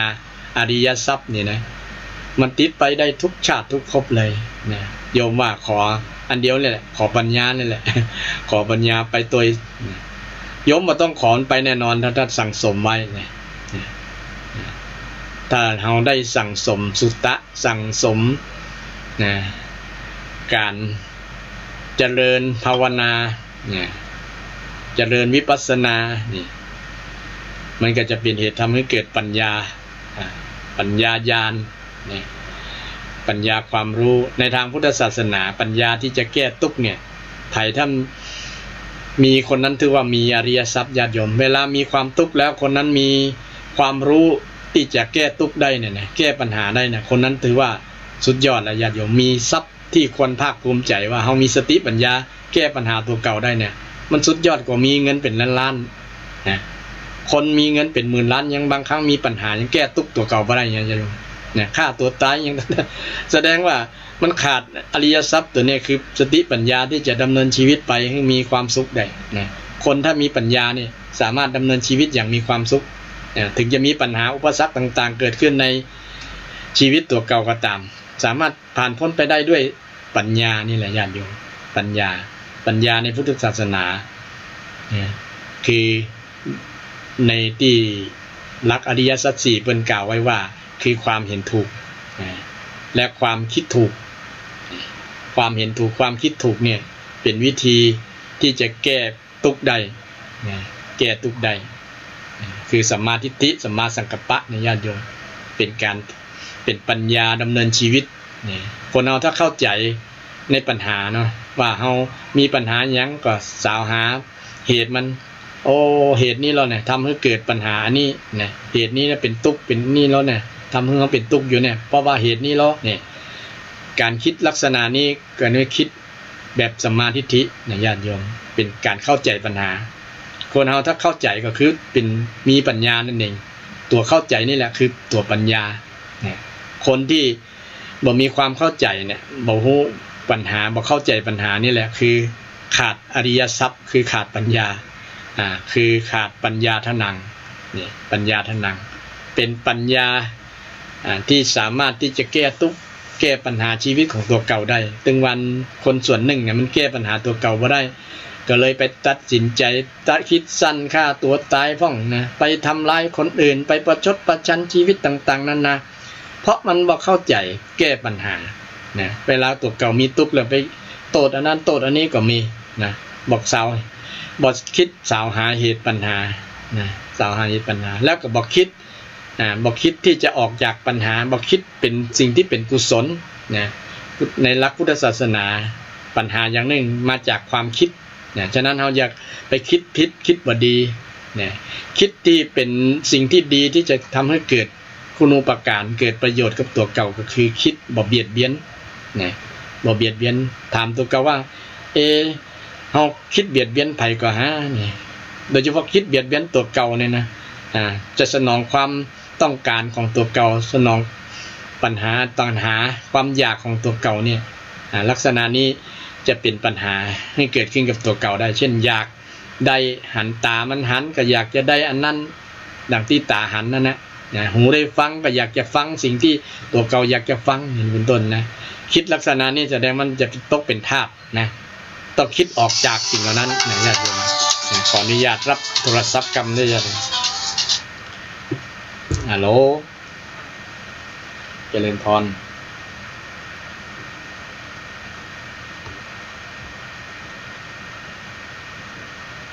ได้เจริญพรได้เจริญพร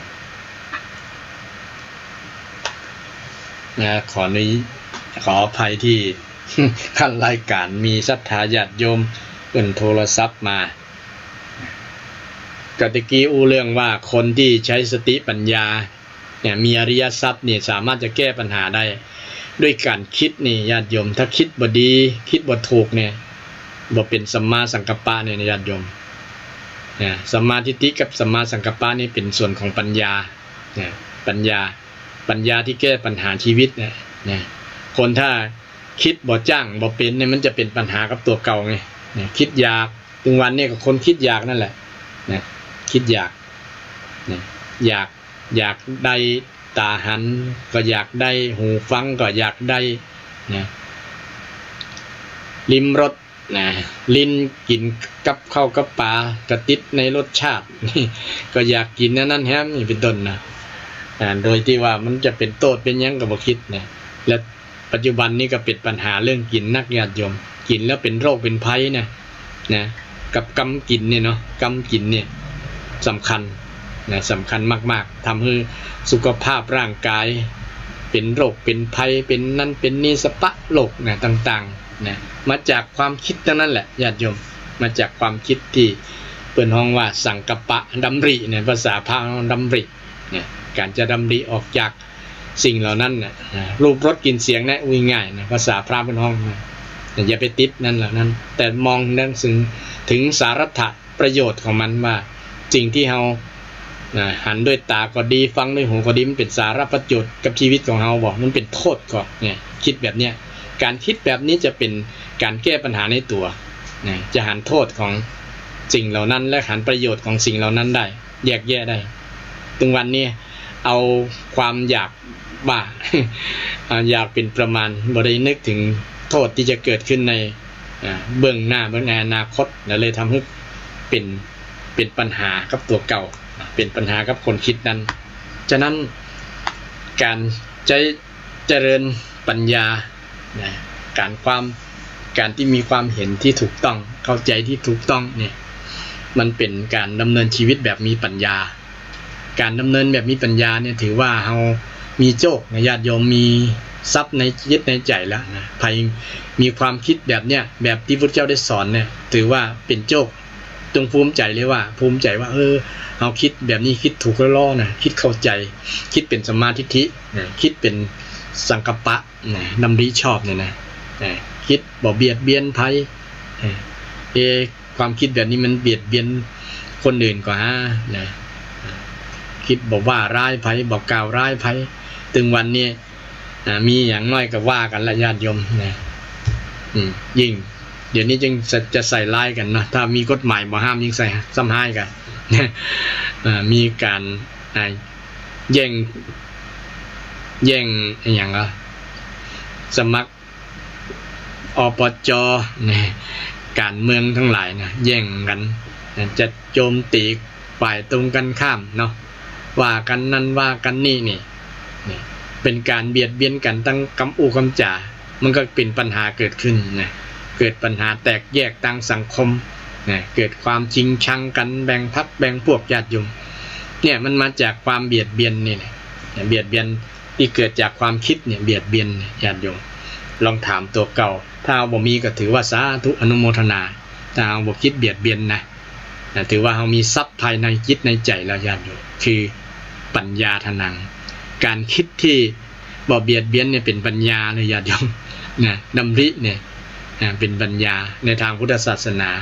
หลักของอริยสัจสี่นะเป็นด้านของปัญญาดำเนินชีวิตแบบมีปัญญาจะทำให้เราบ่มีปัญหาบ่มีทุกข์นั่นเองนะสุดท้ายทุกคนก็ปรารถนาความสุขแม้กว่าญาติโยมทีนี้เมื่อมีความทุกข์มีปัญหาแล้วเนี่ยจะได้นะส่วนหลายทีเดียวจะติดกับเรื่องปัญหา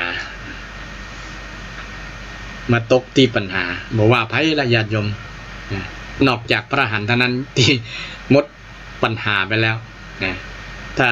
ยังบ่บรรลุพระอรหันต์นี่ก็ยังมีปัญหาอยู่นั่นแหละยังมีปัญหาอยู่นั่นแหละยังมีปัญหา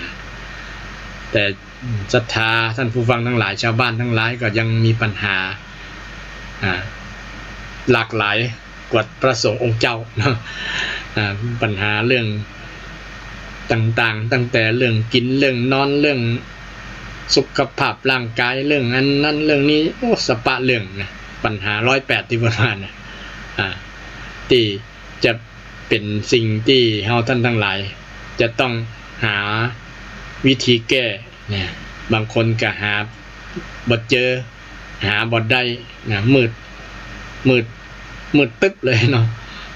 บอกว่าจะไปปึ้งไปจะไปตันใดนะคิดบ่ออกบอกบ่ถูกเพราะว่ามันบ่หันตังมันบ่มีสว่างพุทธเจ้าก็ได้ชี้ทางสว่างทุกข์เลยญาติโยมชี้สุขเกษมสารนี่แหละคือสติปัญญานี่เนี่ยคือปัญญาทนังนี่แหละเป็นอริยทรัพย์ที่พระพุทธองค์ได้มอบให้พระราหุลที่มาขอทรัพย์ภายนอกแต่พระองค์ให้ทรัพย์ภายในอย่างวันนี้ก็อาตมาก็ได้อัญเชิญคำสอนพุทธเจ้าที่พระองค์ได้มอบอริยทรัพย์ให้กับพระราหุลก่อนมามอบให้ศรัทธาญาติโยมเป็นการมอบสิ่งที่ดีๆสู่ชีวิตกับท่านผู้ฟังทั้งหลายบางท่านก็มีครบแล้วเนาะอริยทรัพย์ทั้ง7ประการที่ได้กล่าวมาแต่ มีธรรมะอีกแหม4 ข้ออยากจะฝากศรัทธาญาติโยมแบบแบบลบๆลัดๆประวัติขนาดนี้ก็14 นาฬิกา 45 นาทีแล้วนะข้างแหม3 นาทีนะก็อยากจะฝากศรัทธาส่งความสุขกันนะสคสแปลว่าส่งความสุขส่งความสุขนี้สามารถส่ง4 อย่างด้วยกันนี่ญาติโยมส่ง1ส่งเมตตา2ส่งกรุณา3ส่งมุทิตา4ส่งอุเบกขาภาษาพระเนาะส่งเลยก็ส่งความรู้สึกที่ดีๆคือสิ่งเมตตามีความฮักด้วยกันอย่าไปส่งความจังจังอันนั้นนึกถึงหน้าคนนั้นก็จังเนี่ยแสดงว่าส่งสิ่งที่บ่ดีให้กันส่งกรุณาหันคนอื่นมีความทุกข์ก็อยากจะช่วยคนนั้นนี่ส่งความปรารถนาถ้าเพิ่นทุกข์บ่มีงานทำวิธีใดที่จะช่วยเพิ่นกับแนะนำได้ครับนะถ้าทำบ่ได้ก็ต้องส่งอุเบกขาคือมันเป็นความสุดวิสัยสุดวิสัยนะส่งความเที่ยงธรรมอุเบกขาส่งมุทิตายินดีเนี่ยไผได้ดีปีใหม่ปี64นี่มีไผโชคดีมีใจในวันนี้นะไผถูกหวยเลยก็ยินดีกับเพิ่นอย่าไปลืมเพิ่นเด้อยินดีมีบุญเนาะคนมีบุญน่ะศรัทธาที่ถูกหวยเนี่ยนะบ่ใช่ธรรมดาเด้อบ่ธรรมดามีบุญบ่ได้เนาะบ่ได้ครับบ่ได้บางคนนะครับครับผมเพิ่นบอกว่าเอามายัดเยียดฮื้อกันเนี่ยยัดเยียดอันนั้นน่ะเพิ่นเอาบุญเอาโจกมายัดเยียดมา6ใบ7ใบพ่อค้ามันเนาะพ่อค้าขายนั่นน่ะมันมีเหตุมีปัจจัยเนี่ยปัจจัยนั้นคือบุญน่ะที่เราได้สั่งสมมาก็คนอยู่ในมือแล้วยัง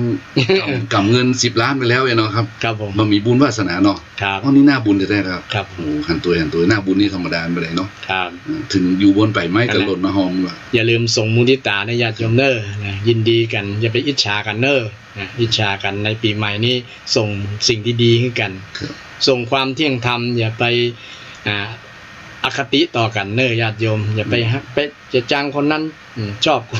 คนนี้เป็นพรรคเขาเป็นอย่างนั้นนะคือมีความเที่ยงธรรมใจมีความเที่ยงธรรมกับทุกคนเนี่ยถือว่าเป็นอุเบกขาวันนี้ส่งสคสศรัทธาญาติโยมเมตตากรุณามุทิตาอุเบกขา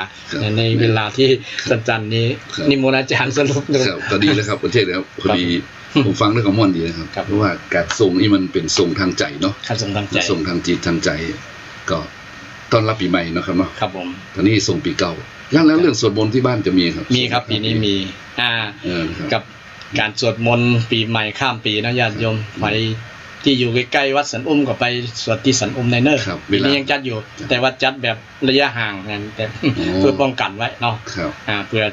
เขาตั้งแล้วห่างเม็ดปลาย2 เม็ดเนี่ยก่อนใช้เม็ดเลยเนาะเม็ดเลยครับแล้วก็มีเดียวล้างมือเลยเนาะครับก็บ่มีปัญหาครับบ้านเฮาสวดทรงให้โควิดมันหายไปเลยสัพพทุกข์สัพพโศกครับผมสัพพโรคสัพพภัยสัพพเคราะห์สิเจริญโควิดหายไปทันทีครับผมนะครับเอาอันดีกว่าครับ